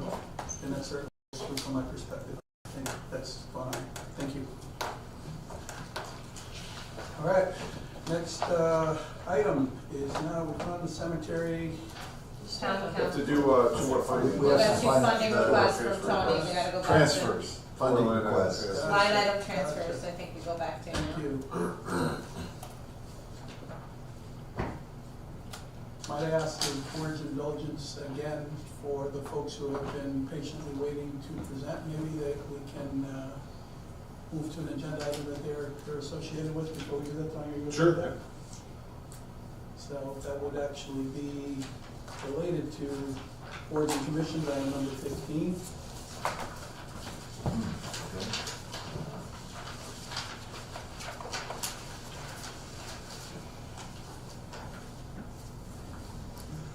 The reason, just in way of an explanation that I said item 15 is because Mr. Dale Crook, who's in the audience here, is a gentleman.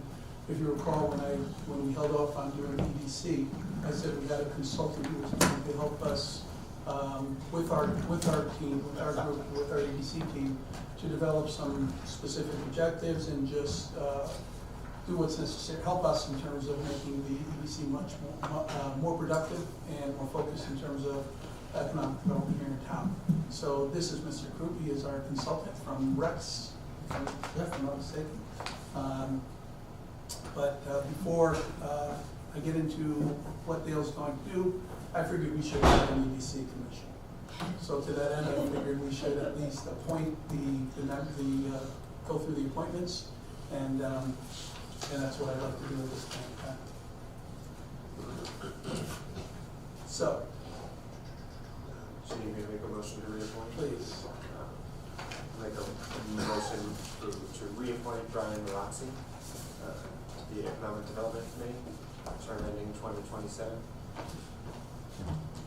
I'll second. No problem. Sir. Are there any other nominations? Any discussion? Hearing none.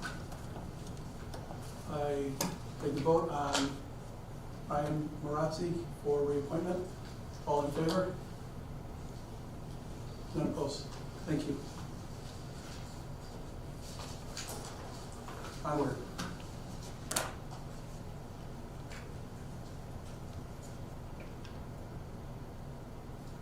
Or there's some more, sorry, I didn't have it. I got lost in the change of things I have. What's sorry? I don't have. Keep up with this here, Steve, come on. I got the next one. You might nominate Chadi next? Yes.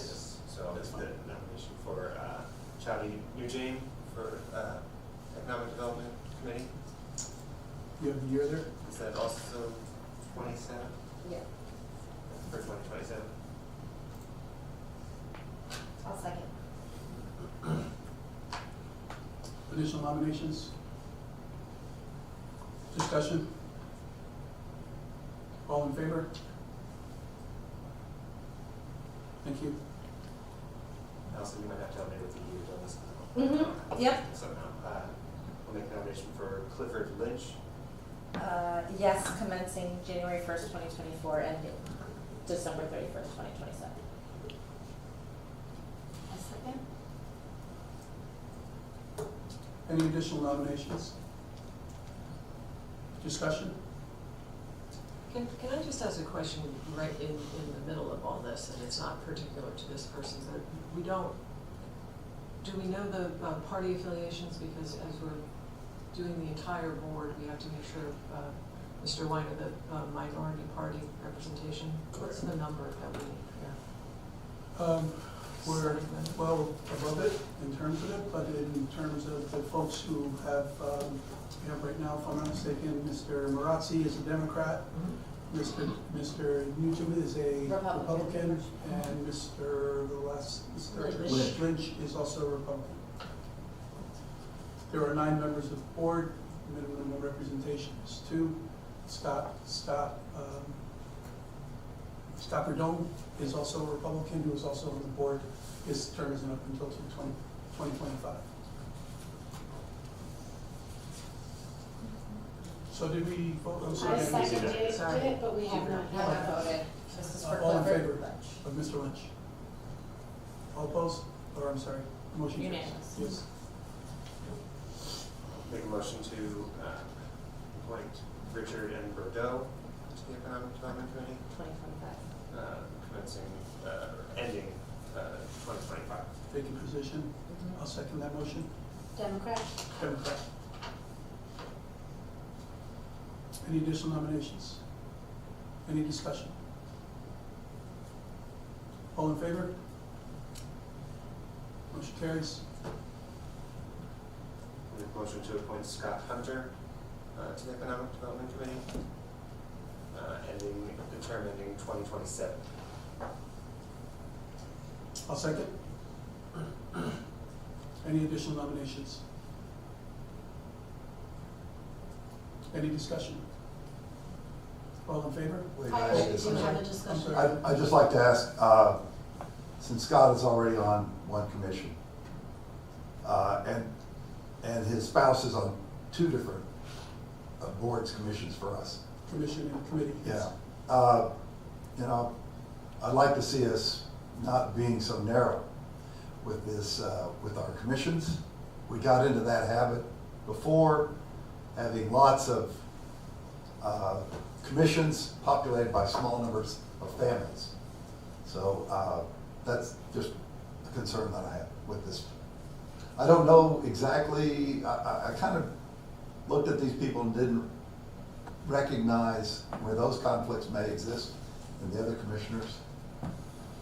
I don't think that there are any that do, from that perspective. In terms this, of in this things that case, that, to me, you know, do we really need to have people on 2 commissions? And do we really need to have 2 family members on 4 commissions, boards, committees, et cetera? My sense on that is, depending on the qualifications, possible. You know, certainly from that perspective is the way I look at it.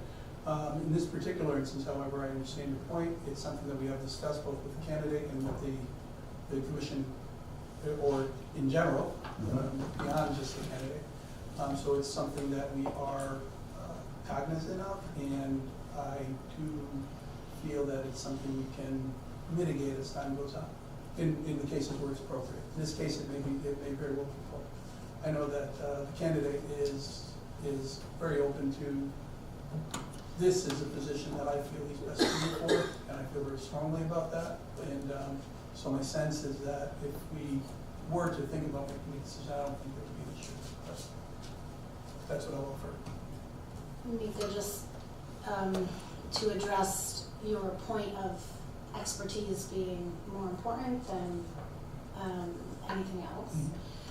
And to Dave's point of just trying to have broad representation, and I'm not sure if anybody serving on this commission is currently represented as one of our top 10 taxpayers, but I do think we have untapped expertise in this town. Maybe we could solicit some engagement from some of those key taxpayers and contributors to our current economic standing. And moving forward, I would encourage the board and nominating committees to explore that option and be open to that option, because they're a big part of our current economic standing and our potential future. Just a general point. I appreciate it. My sense is that with dialogue, with continued dialogue, open dialogue, I think we can reach those objectives. Okay. I think that we can indeed take advantage of the best resources that the town has to offer, or whatever we can. And just one question I have. Please. Would this fill all vacancies? No, there will be one vacancy that we left vacant, Okay. specifically for an additional resource that we haven't decided on. One of the candidates whose terms expired is not being renewed. So I'm pretty sure this commission may otherwise be purely male. And I don't appreciate that as a female. And I think there should be more than one female represented on a board of 9. So Andrea was going to say a similar statement, and I think that there's an opportunity here, because indicating that there's a position that's going to be remaining open, and I feel very strongly women's voices in the room need to be heard here, so I'm in agreement with you here. If we can have more women's voices there, I'm okay with that. Thank you. And I would just say 1 out of 9 is not, in my opinion, adequate representation in terms, of I inclusion. understand, but for perspective. purposes, and I couldn't agree with you more, and frankly, that's why there's an open position from that perspective, because I do very much feel the same way. Keeping in mind there are other commissions where there's a majority of women on those commissions as well. Okay. So, it's not due to that it happens. Understood. But it's something that I candidly wish I'd paid closer attention to as we were going through the process. And you can be assured that I will go forward. Thank you. We'll be happy to let you know. This is good. So we've had the motion for Scott Hunter, and we've had the discussion. Is there anything else? I will call a vote. All in favor for Scott Hunter? All opposed? Motion carries. And I think there's one more. Really? On EDC? No. One more. It's on my list. So I'll make a motion to appoint Steve Francis to the Economic Development Committee, with a term ending in 2025. Second. Steve Francis is also a Republican. Republican. Yeah, and so that's right. I'll second. Any additional nominations?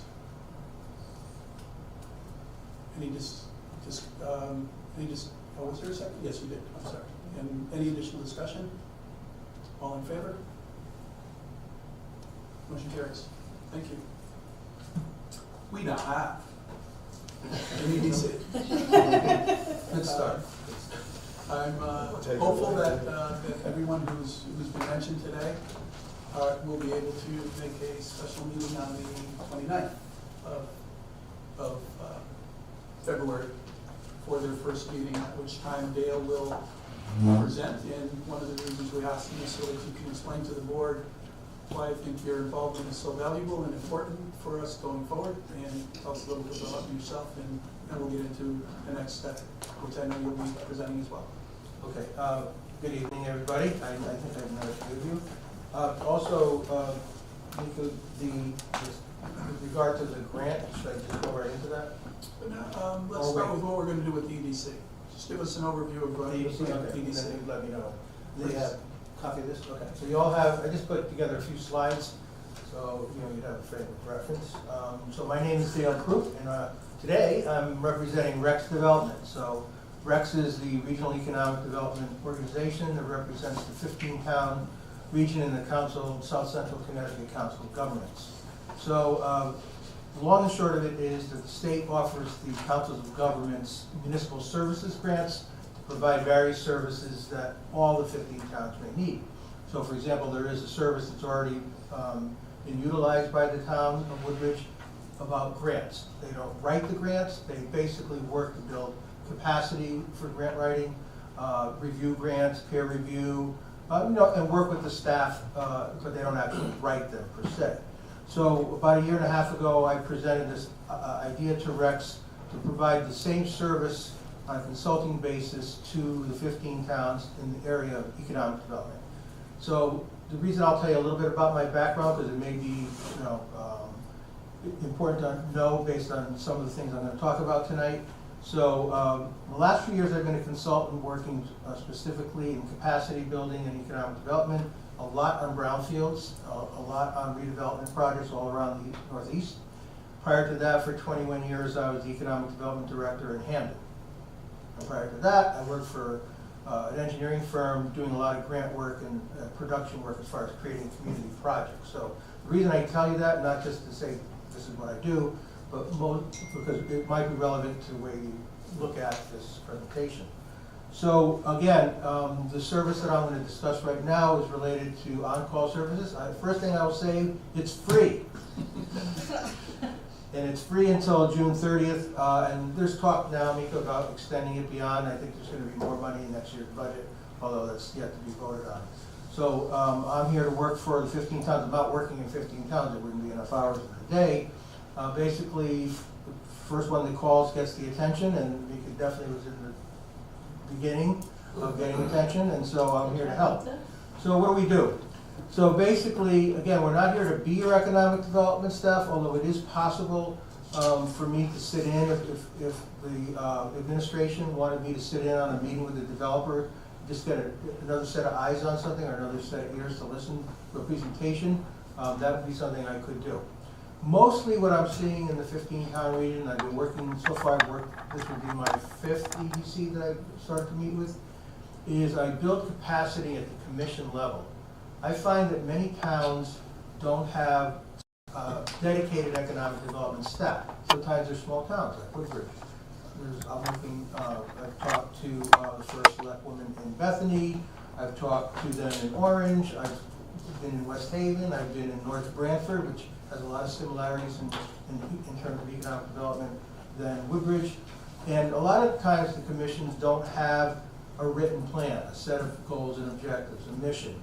And a lot of them don't really know what economic development is. I'm not saying that the people that you nominated tonight don't know, but basically, the sort of, if you'll excuse the sports metaphor, the blocking and tackling of economic development is business expansion, business retention, business growth.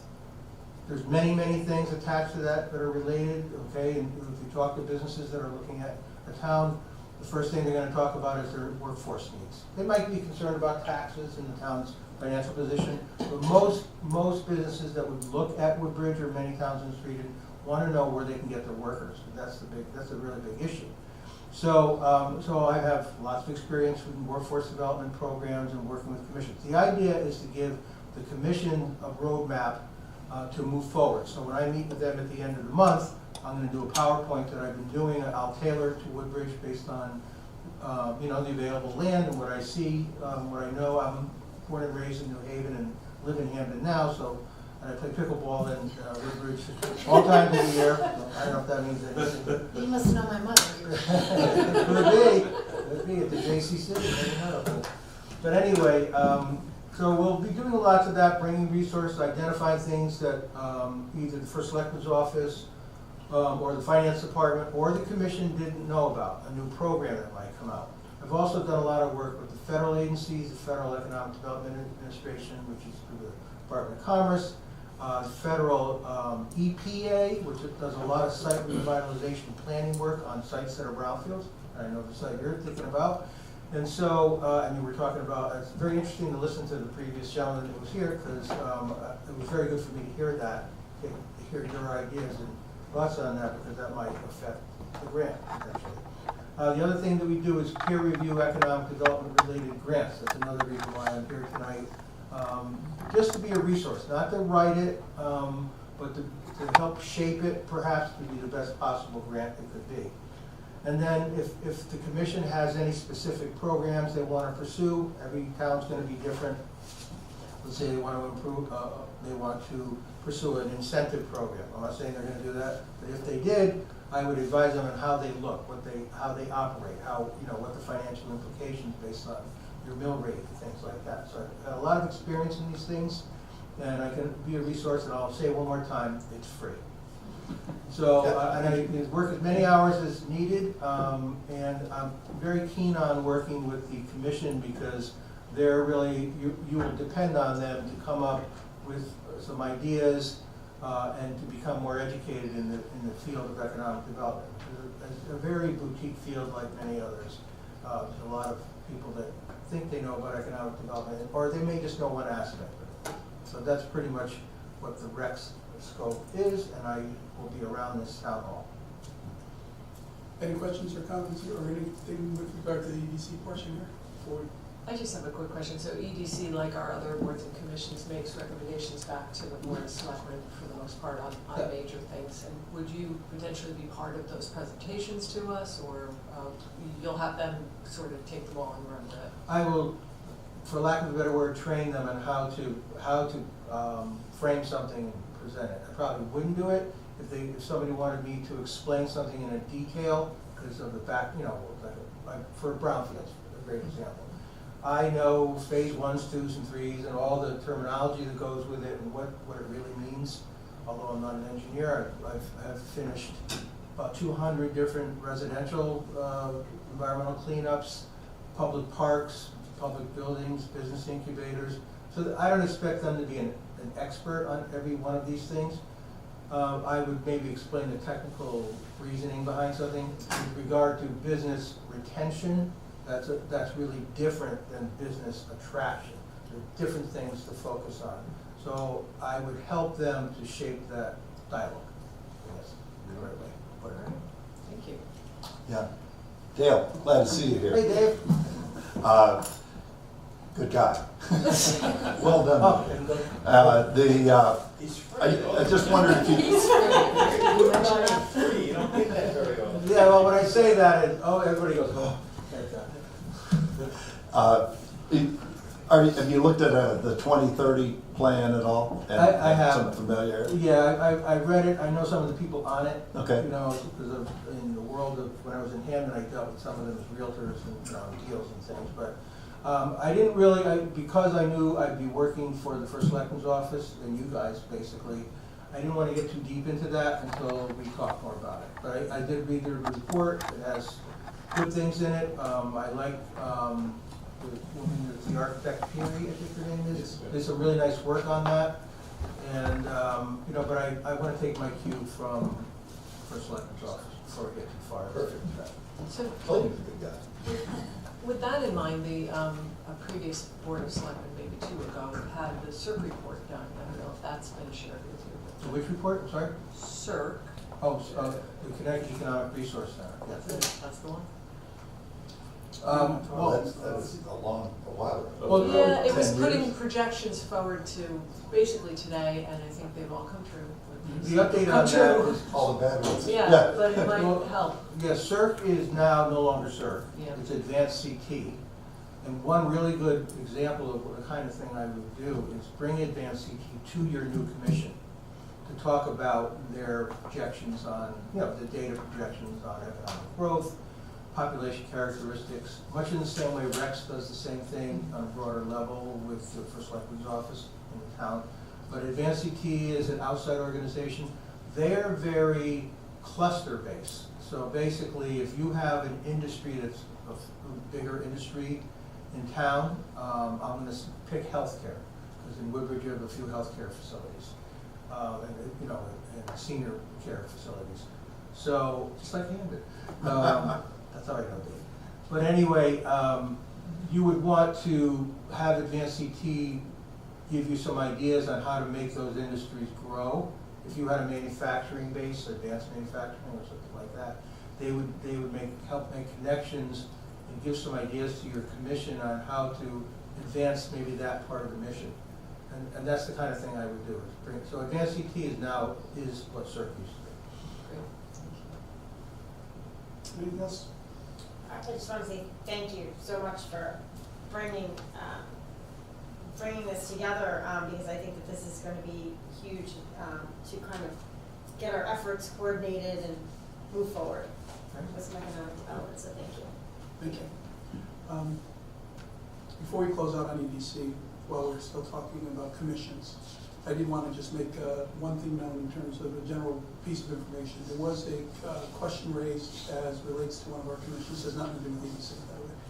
There was a question raised in regards to one of our commissioners who had been appointed prior to the end of last year, and whether or not that was valid. We did check, and because that commissioner took a vacant position and his term started prior to the new board taking over, or while the old board was still in place, it's okay.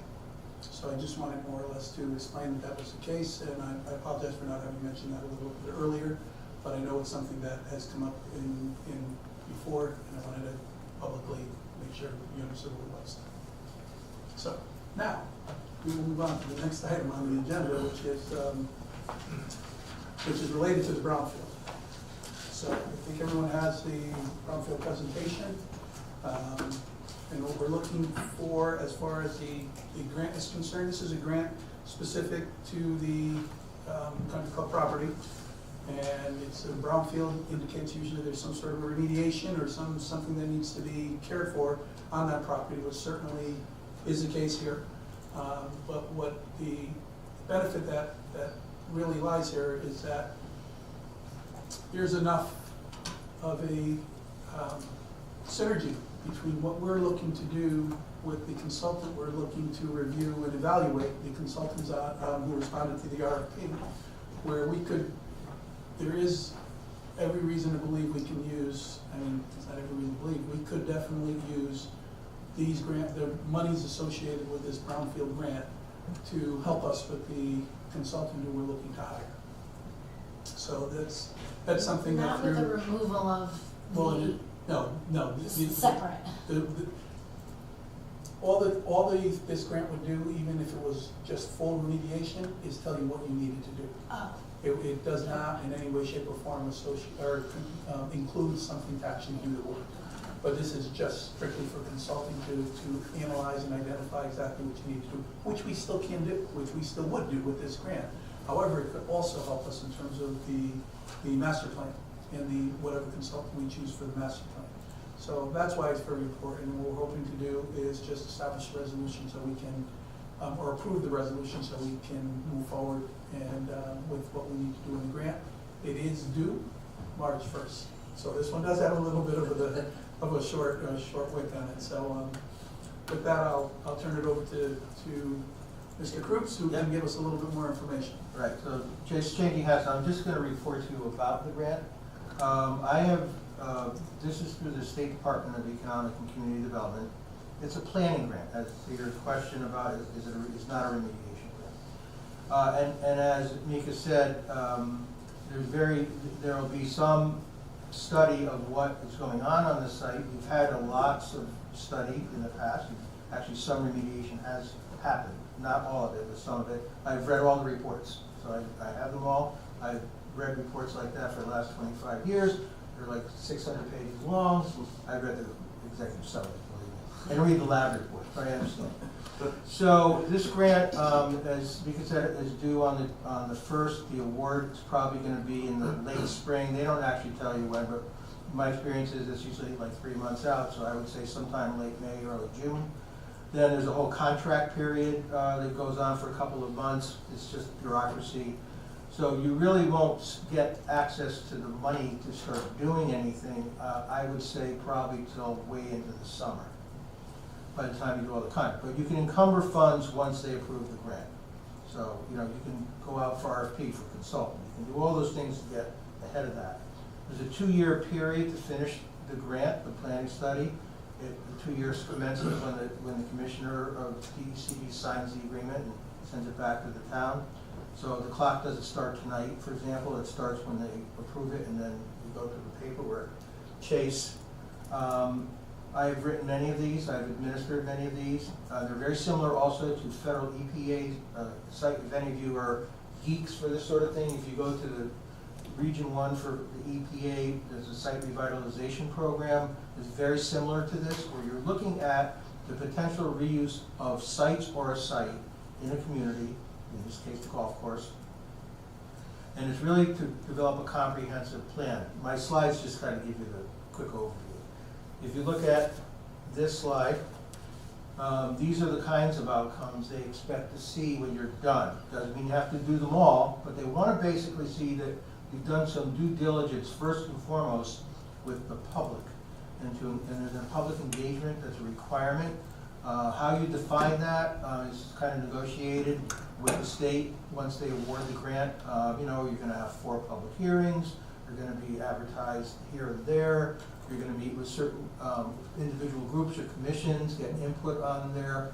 And listening to the gentleman who was up before me, that was informative to me.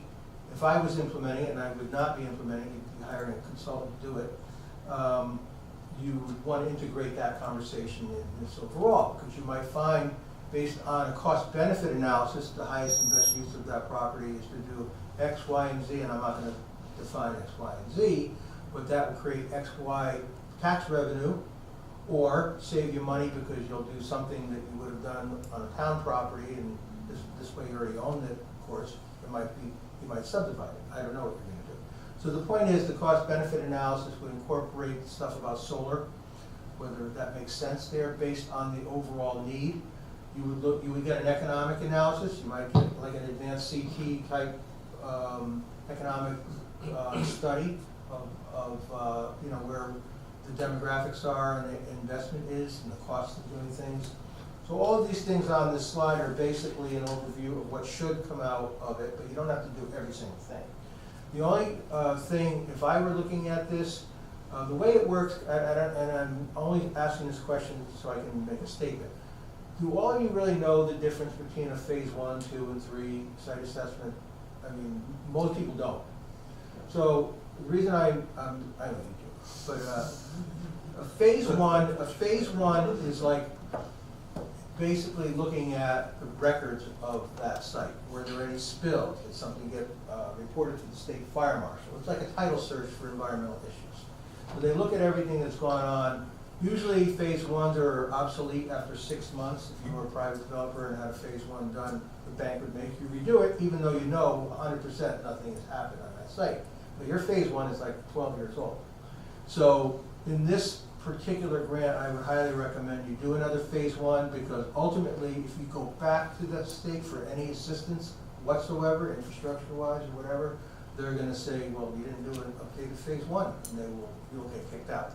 So my point is that you're not going to do much testing. If the phase 1 comes back, nothing has happened on this site in 13 years, it's still the same conditions, then you likely don't have to go to a phase 2 or anything else. Phase 2 means, oh, phase 1, there was a spill over here, let's go and dig some holes and see what's there. And look at, the conditions, groundwater, soil, and so forth. Phase 3 means, oh, there's some stuff here, let's dig down further and quantify how much of that stuff and what it's gonna cost. But I don't see you getting into that, because I did read the reports.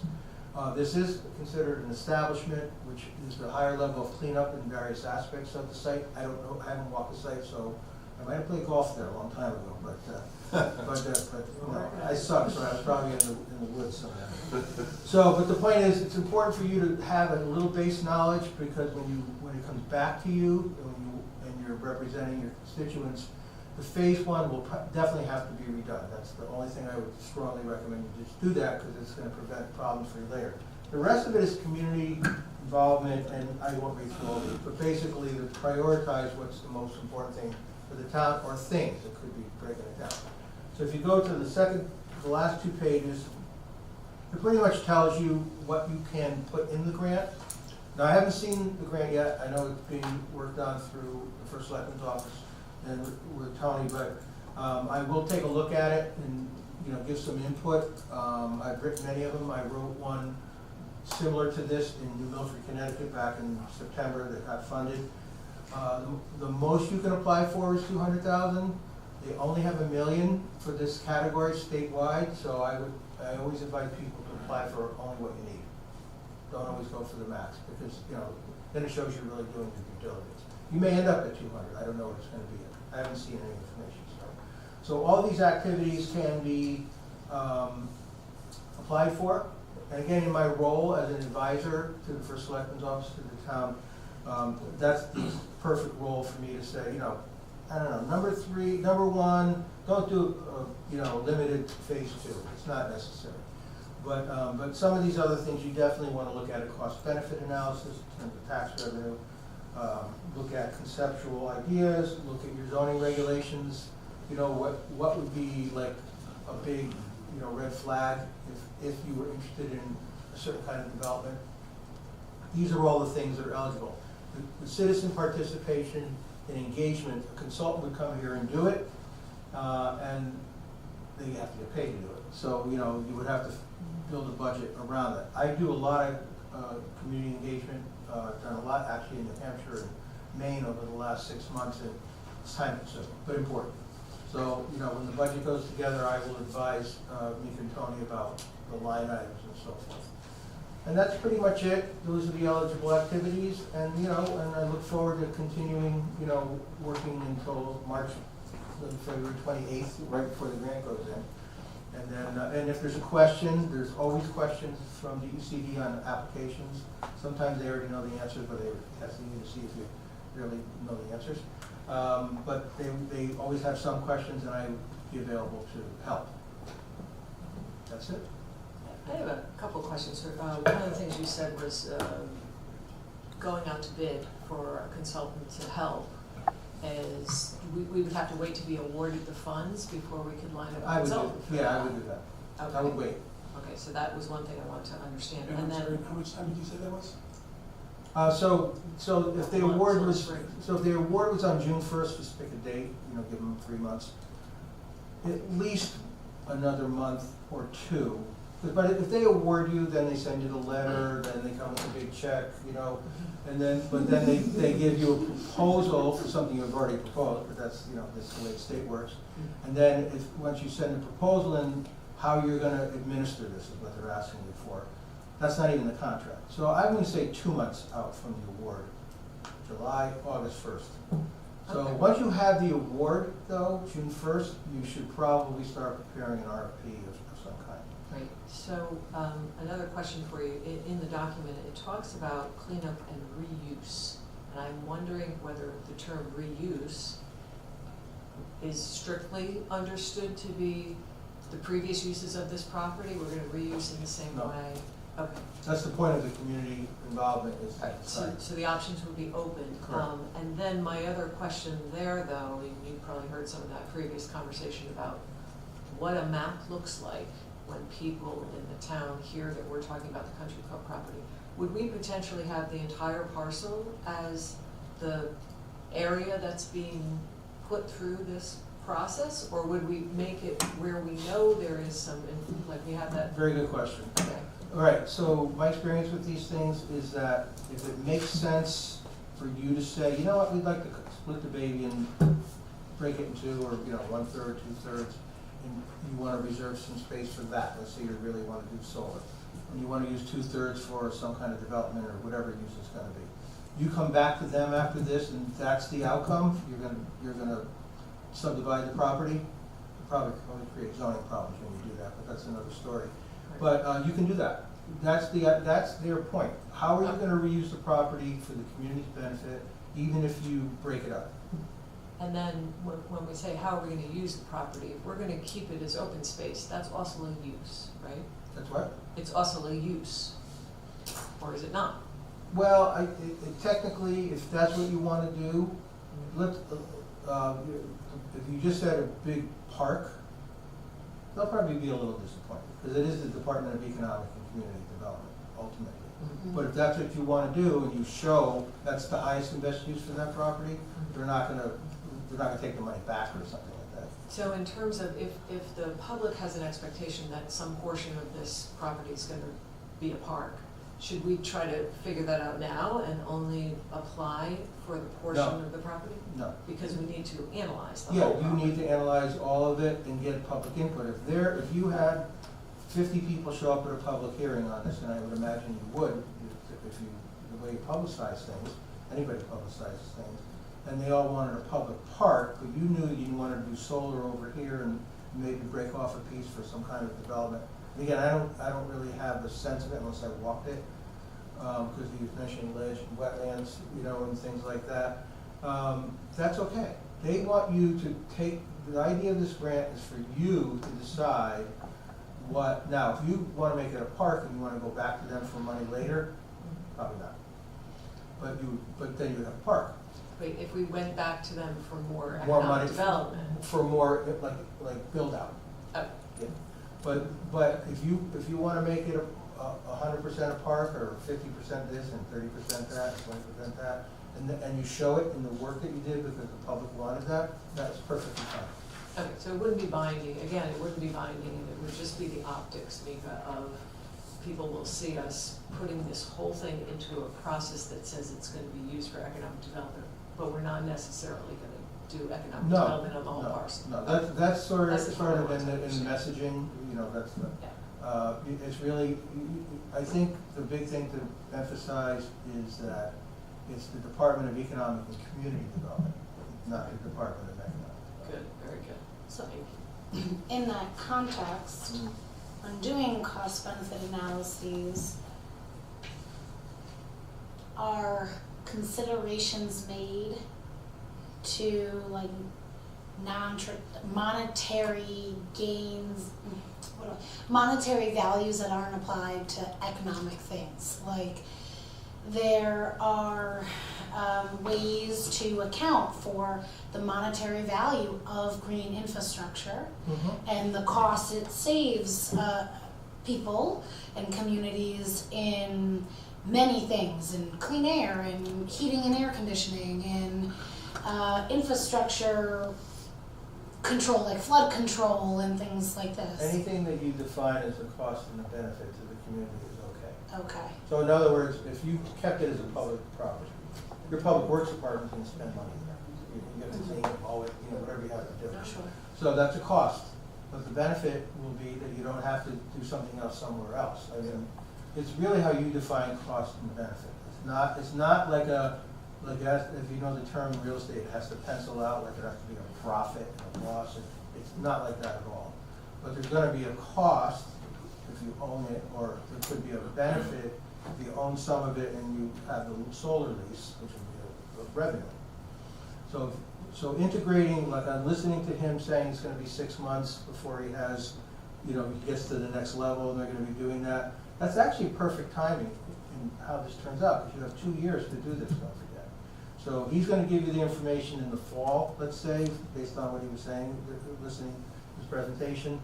You're gonna be right in the middle of starting to put this together in the fall. When you think about, if you don't even really get started until August, people on vacations and all this stuff, you're gonna be engaging the public, let's say, in the late summer, early fall, while he's doing his thing. You're gonna probably have some public information from what he's doing. you're gonna be, one of the things you're gonna be doing here is getting a better map, getting an updated map that really shows where things are, and articulating that map in a way that the public, not just engineers, understand it. So actually the timing of what he was talking about is perfect as it fits in. So eventually you come to a decision in the spring of '25 on what you're gonna do as it relates to this as well. So that, just a quick question for you, that timeline is very similar to, we have to do a plan of conservation development as well. We also have an RFP out for a consultant to help us with that.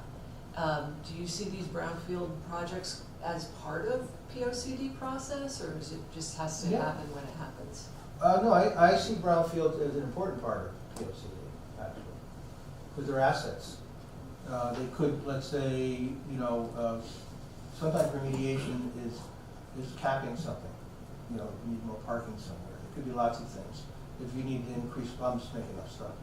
If you need to increase parking and you happen to have a brownfield near a public park or something like that, you don't have to take everything out, depending on what the problem is. If it's dirt versus groundwater, these things will definitely drive the conversation.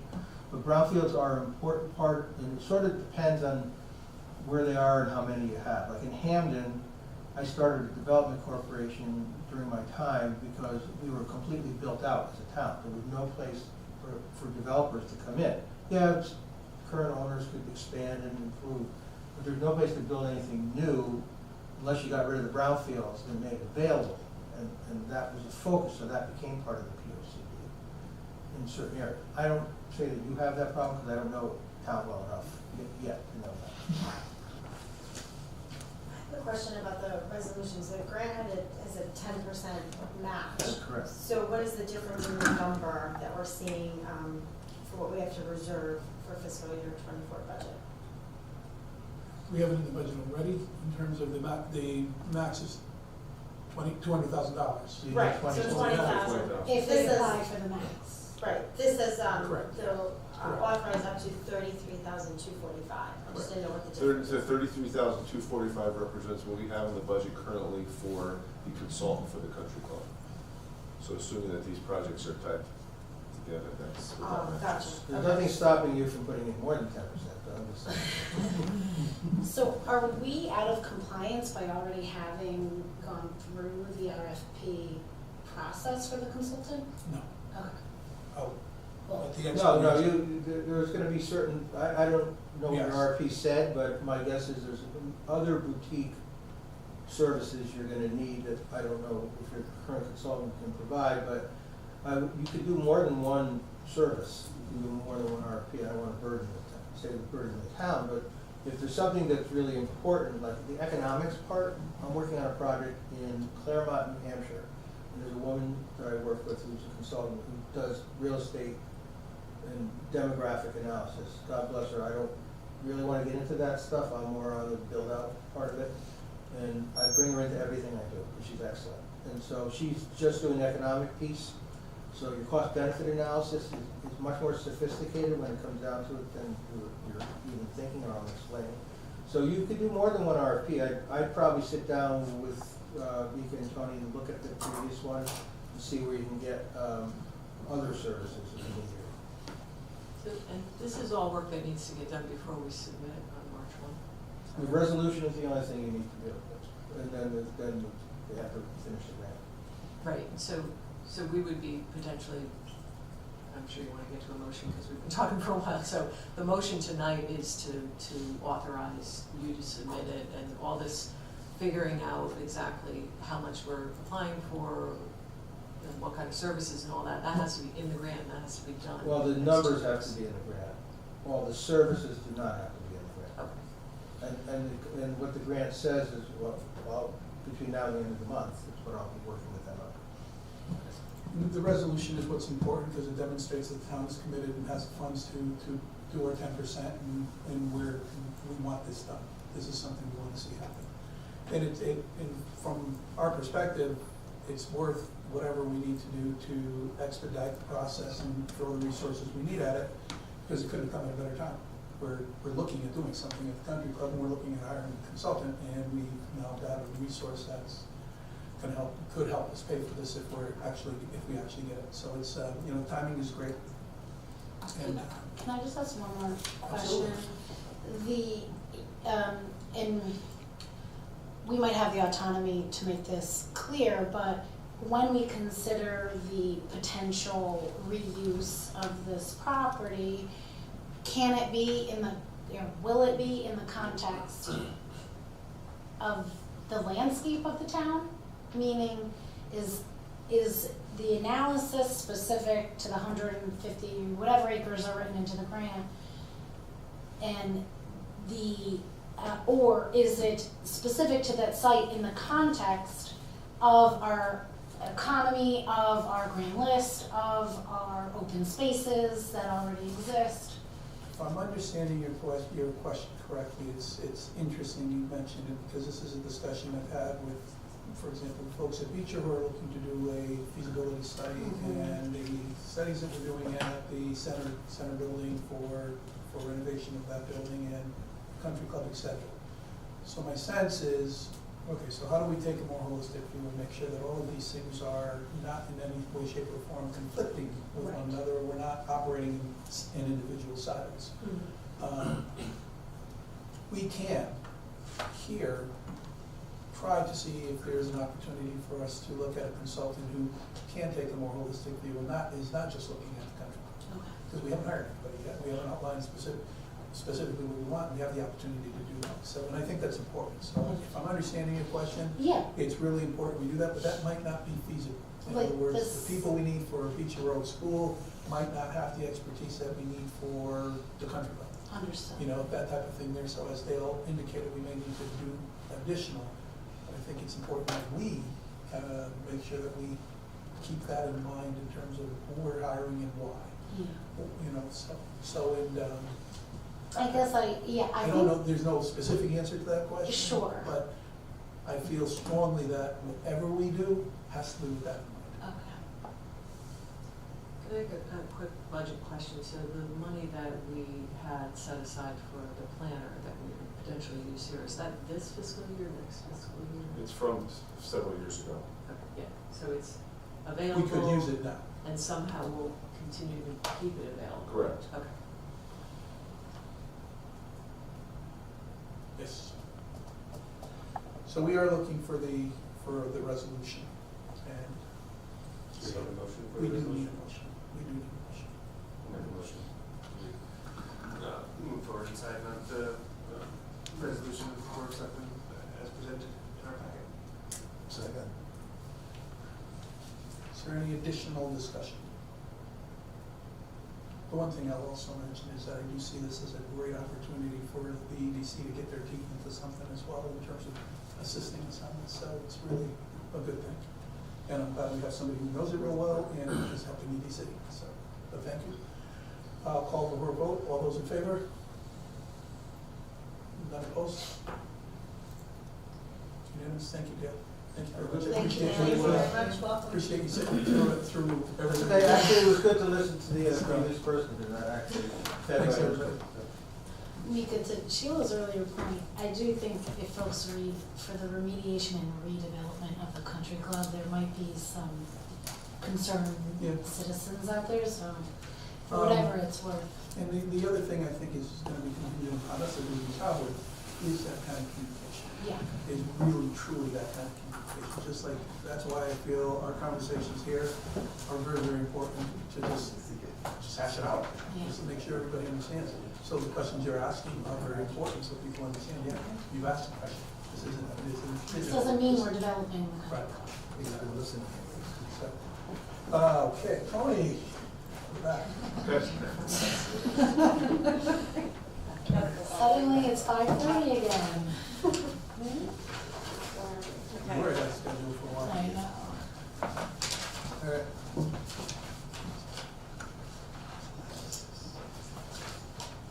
We did the pool in the gym. That was Brad 1263, and we were, I think we were on 15,000. Correct. Yep. So we are line item transfer number 2324-14 for $15,000 to replace grant funds to the Woodbridge Government Access TV budget to replace the failed TriCaster video production system. I'll make a motion. We have a motion for the approval of line item transfer number 2324-14. Do we have a second? I'll second. Sure.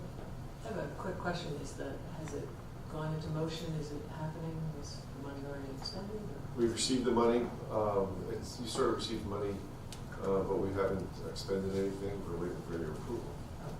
And then we'll replace the TriCaster, Correct. and then we'll be back in business. Yes, we have a quote for the TriCaster already in place. That's in the transfer. That's coming about half. That's going to cover about half of the grant we were given last year from the Cable Advisory Council.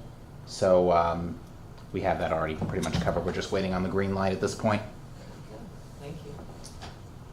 Additional comments? All in favor? And transfer is approved. The next one is line item transfer 2324-15 for $3,400. This is due to unanticipated purchase of computers. We have two computers we had to purchase that we didn't anticipate purchasing this soon due to some failures. I'll make a motion that we approve line item transfer 2324-15 for $3,400. Second.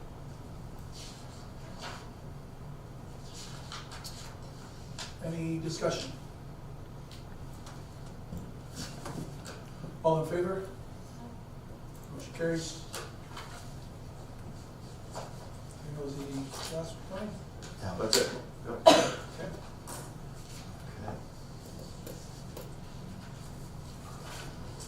Next item on the agenda is the town council report. About 45, 50 minutes. You guys comfortable with that? No report, Mika. No litigation, no anticipated litigation, no litigation that I can see or think of. We're in good shape, and hopefully you guys will take a look at the next item, which is very important. And we will take, the next item is the. You guys are gonna miss me. But You don't are we think so, not? but you're gonna miss me. What about the lawsuit? Is that not the, On the 28th, we're going to. Oh, the 28th, okay. 28th, we're going to get an update on that during executive Sorry. session. It has to be during executive okay, session. thank you. So I'd rather do one executive session, so. You guys said that. Okay, in regards to town council, we have, after reviewing a number of different prominent attorneys in the area, we have, I've looked at and identified Bircham and Moses as being the company that we would like to move forward with as town council. The attorney who would be our town council in attending our meetings is Nick Almonte, and he will be supported by one of the senior partners, Ira Bloom. And I just wanted to indicate to you that what went into this selection, and part of the folks here at this table certainly were part of the selection, as well as others who are familiar with the town attorney type of activities. This company demonstrated the difference is a couple of things. One, they will retain the rate based on what we're spending now, so we don't have to change our budget from a retainer standpoint. Their hourly rates for things outside of the retainer are higher. Everyone's were higher. These were middle, as opposed to some of the others that were a little lower and some that were much higher. So that's one of the reasons. They demonstrated, they were very proactive in terms of, once we indicated to them that we were interviewing, they sent information. They called. They were very proactive in terms of their approach, certainly indicating like it was very important for them, for us. Additionally, they have references that include Westport, Wilton, and some other Fairfield County towns that are similar in profile to ours. And I also spoke with Mayor Alliker in New Haven, who uses them extensively, who also gave them a very, very good reference and recommendation. They have a focus on municipal law. A lot of the other firms had a municipal law department, if you will, or you got the sense that that was the case, as opposed to that this is what they actually do and specialize in. They've been doing it for quite some time, quite successfully. And as I said, we did check with we have recommendation letters from a number of the folks who that's the case with. And they have considerable experience in both POCD, which I thought was very important going for this year, as well as charter revision. And both of the folks who I'm talking are indeed town councils who go to meetings like Jerry has been as well. It's not something new for them at all. So, as I say, the other firms, I won't mention them here, but if you feel like you want to know who they are, by all means, let me know, and I'm happy to let the public know, because it's public knowledge anyway. But I do feel that this was the best choice. My understanding is that we can make this choice being professional services, that I can make this choice and just move forward. I just thought it would be best if I would like to get an approval, let you know what I'm doing and why, and at least get a vote of confidence, if you will, for that. So I'm asking if you will endorse my decision. Thank you for asking. So, You need a motion for I'll make a approval? motion. Please. Yeah, well, I'll make a motion to endorse the selection of Bertram Moses as town council. Second. And in way of discussion, Maria, in way of discussion, did everyone receive the retainer agreement? Did we put that in the? Yes. Okay. And Mika, do you mind just clarifying, I know you stated this, but I was reading as you were talking, my bad. Is their presence at our monthly, regular and maybe special meetings, Yes. part of the retainer, the It monthly? is, Okay. it is correct. Okay. So our questions, the way we operate with Jerry, I don't expect that everyone will be calling these folks the way we might necessarily with Jerry, but certainly there's all of that is included. Okay, thank you. Any additional thoughts, comments? All in favor? I really appreciate it, folks, thank you. Thank you. And this will give me the okay to have them start attending our meetings. So that's the other reason I want to make sure we did it today. So Mika, does It this will be also signify that Jerry Weiner is free to go Well, now, yeah. or? But this close, you I should have mentioned, as I was explaining, the other thing, they were very amicable to a transition agreement where they will without additional expense, work with Jerry for the next month to transition and get an understanding. So that was another. So Jerry will be here for a little bit longer in terms of we'll probably have both of them for at least where we need to if there's no reason for it. But at least I can start, for example, if there's a question tomorrow, I can start calling. So. Sure. And Tony was very much a big part of this, and the budget piece of it, I think, is another important thing. And you'll notice in the retainer agreement that it does indicate that after a number of months, we can relook it and see if maybe we're way over or way under, and we can renegotiate it, but obviously the board will be made very much aware of that. Well, Okay. in case I don't get another opportunity, I want to take a moment to just thank Jerry for his years of service to the town. Many And his years. dedication to Woodbridge. Thank you. It's tremendous, and I thank you. And it's been a pleasure working with this board, the prior board, and all prior boards. Sometimes we had disagreements, but I think everybody unanimously was working for the best interest of the town. So it was a quite unique and extraordinary company. Thank you, Jerry. Thank you. Thanks for everything. Thank you. All right, town council update, personnel committee report. Personnel committee met specifically for new hires and a stipend. And would someone from the personnel committee like to go over that rather than? Want me to? Yeah, please. Okay. So there were 3 actions that the Personnel Committee reviewed. The first action was to hire, there's a position opening for head of technical services. And so the library director, Eric Worthman, reviewed with the Personnel Committee the process that he used to hire the fine head of technical services. And the Library Commission has also voted to recommend the hiring of Adrian Pelletier as head of technical services for a salary of $59,000 a year beginning as soon as she's available. Can I just clarify that was a refill position? You might have saw that. Correct, yeah, that's for, it was an open position. Yeah. Yeah. I'll make the motion that we approve the hire of Adrian Pelletier. Second. Is there any discussion on this? favor? That's you. Down here. The second action is also another open position. It's for animal control officer. As you may or may not know, we discussed at the budget meeting, we run an animal control operation for 3 towns. And we have 2 full-time ACOs, and one of those positions was open. And so the vote unanimously recommended to approve the hiring of Jesse Pilato for the position of animal control officer at $25.82 per hour. I'll make a motion to approve that hire. A second. Any discussion? I'll just add, just so folks know, Jessie has been working Correct. part-time, I She's been believe, working- already in that's this correct. capacity. She's been there for at least a year in that capacity. Any additional comments, discussion? All in favor? Thank you.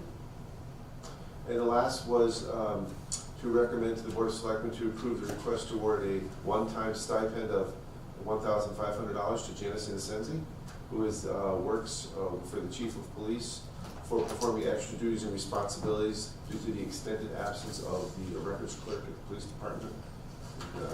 Just sort of a thank you for Janice going above and beyond her duties to make sure that the essential responsibilities of that position remained while the records clerk was absent. But it was a non-work-related absence. I'll make a motion to approve the second request. A second. Thank you. Any discussion? Any comments? All in favor? Thank you. I'm on it, All right. All right. Now you got a good routine. That takes us to our last item on the agenda, which is the consent agenda, which includes.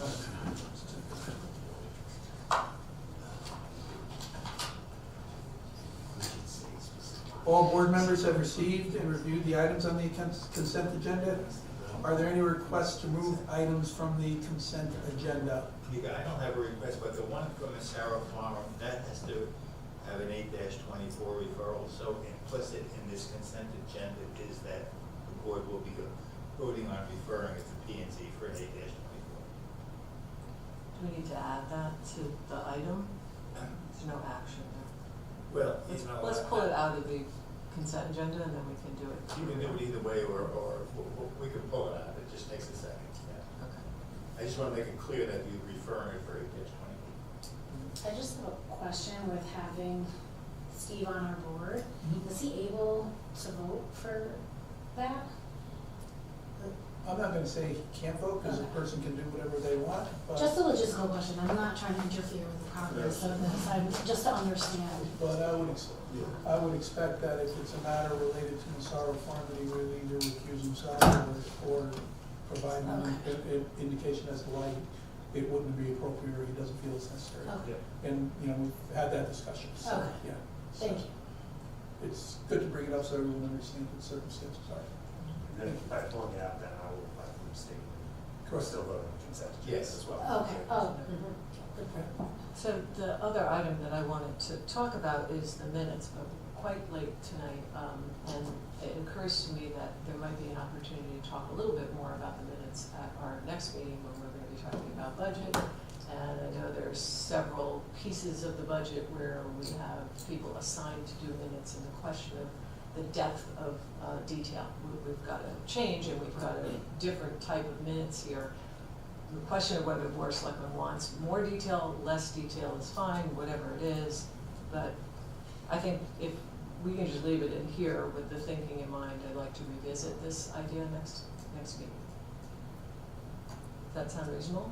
I have no problem with that. I will say that I did do a check on the minutes and referred both to documentation as well as resources. In this case, the FOI folks in training and the town clerk, who indicated that the way we were doing it, I asked if there was anything specific about the minutes that we should consider changing.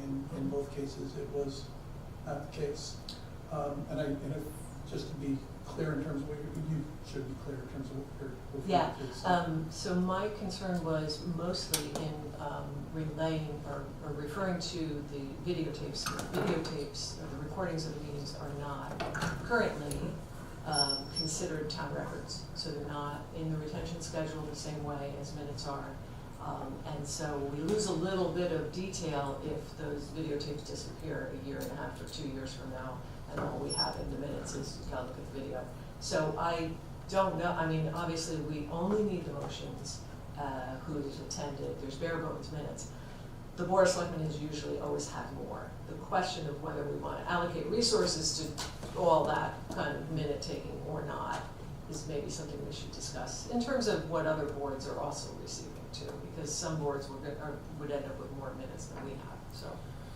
Understood, and I don't have an issue with the rest of the board can feel. Basically, we're just gonna keep it here. I'll leave it for here now. for now, yeah, I don't want to. And then discuss it again. Hmm? Thoughts? Everybody okay? Yeah, I think that's a good idea. So can we move ahead to approve the consent agenda with the removal of the item D? All right, well, we asked if there were any items to be removed, and we identified that we will remove that one item. That's the signing landowner concurrence. So we will remove that item, and we will vote on that separately after we complete the consent agenda. I'll now read the item. The agenda items call for motion to approve and adopt and acknowledge. The request for town property use for Earth Day event. You've all heard about Earth Day at this point in time. You hear me say it many other times going forward. The proclamation designating March 18th, 2024 as School Board Member Day. Signing the resolution of Chief Frank Cappiello to apply on behalf of the town of Woodbridge for the 2024 EMPG. The Board of Selectmen January 10 and January 30 meeting minutes. The reappointment of 4-year term commencing January 1, 2024 and ending December 31, 2027 to Stephanie Carliglio. Register of Vital Statistics Karen Burcham. Deputy Register of Vital Statistics Susan Castellat. Assistant Registrar of Vital Statistics and Kim Ryu, Assistant Registrar of Vital Statistics. And the ad hoc committee appointments to Beecher Building Committee, Maria Madonic, and DEI, Jennifer Lofters, and Housing, Warner Marshall, and Miles Katz. The resignation of Javier Aviles from Coupop and DEI, and Cindy Zakawaratney, thank you, from library, and I apologize to those in the town clerk's office whose names I might mispronounce at a time. They tend to go by the Zacks, So, for that reason. That's right. so I will now call for a motion to And the approve. acknowledgement of the proceeds. I will look for a motion to approve, adopt, and acknowledge. You got the acknowledgement receipt of the town clerk's report. I'm sorry, and, thank you, and the receipt of the town clerk's report. Acknowledge and receipt of the town clerk's report. Is there a motion? So Sure. Steve? Any discussion? All in favor?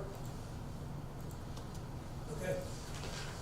We will now take the item of the signing of the landowner concurrence form from the USDA NRCS for Massaro Farm to install a high tunnel.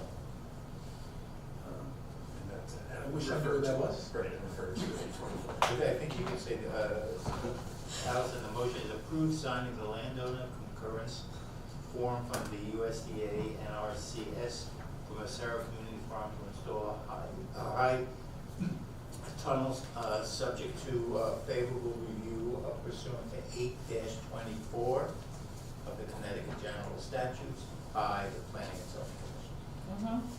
Do I have a motion? That's the motion. Yes. Second? I'll second. Discussion will be me. Can you tell me a little bit about high tunnel? Yeah, so a high tunnel essentially is an unheated greenhouse, so it's the same structure, hoops, metal hoops with a plastic covering. We use steel end walls and polycarbonate for the frame, and and that's because we're in a windy area, and so that extra structure on the end keeps it extra sturdy. There's also additional wind bracing and ventilation, all it's all hand motorized. There's no power, there's no heat. We have several of these on the farm already, so you've been to them, sorry, you've seen them there. There's one separate that's closer to the barn that is heated, that's a greenhouse. But the others look like greenhouses, but there's no heat, there's no electricity. We use them to extend the season, our growing season, to grow year round on the farm and to mitigate against climate change impact. Thank you. And because it's a town property, we have to go pay 24. And it doesn't cost the town nothing, there's no cost to the town to pay anything extra for our services. So NRCS, you received a grant from Yes. NRCS to, Yes. awesome. Exactly. Congratulations. Any comments? Any thoughts? Questions? All in favor? All opposed? None? I will escape. One abstention. Thank you. All right, I believe that concludes all our agenda items. Motion to adjourn. Second. Everybody should second it that way, very quick. Folks, I thank you very much. It didn't seem like quite like 4 hours. Very, very. Actually, I don't think we broke the record.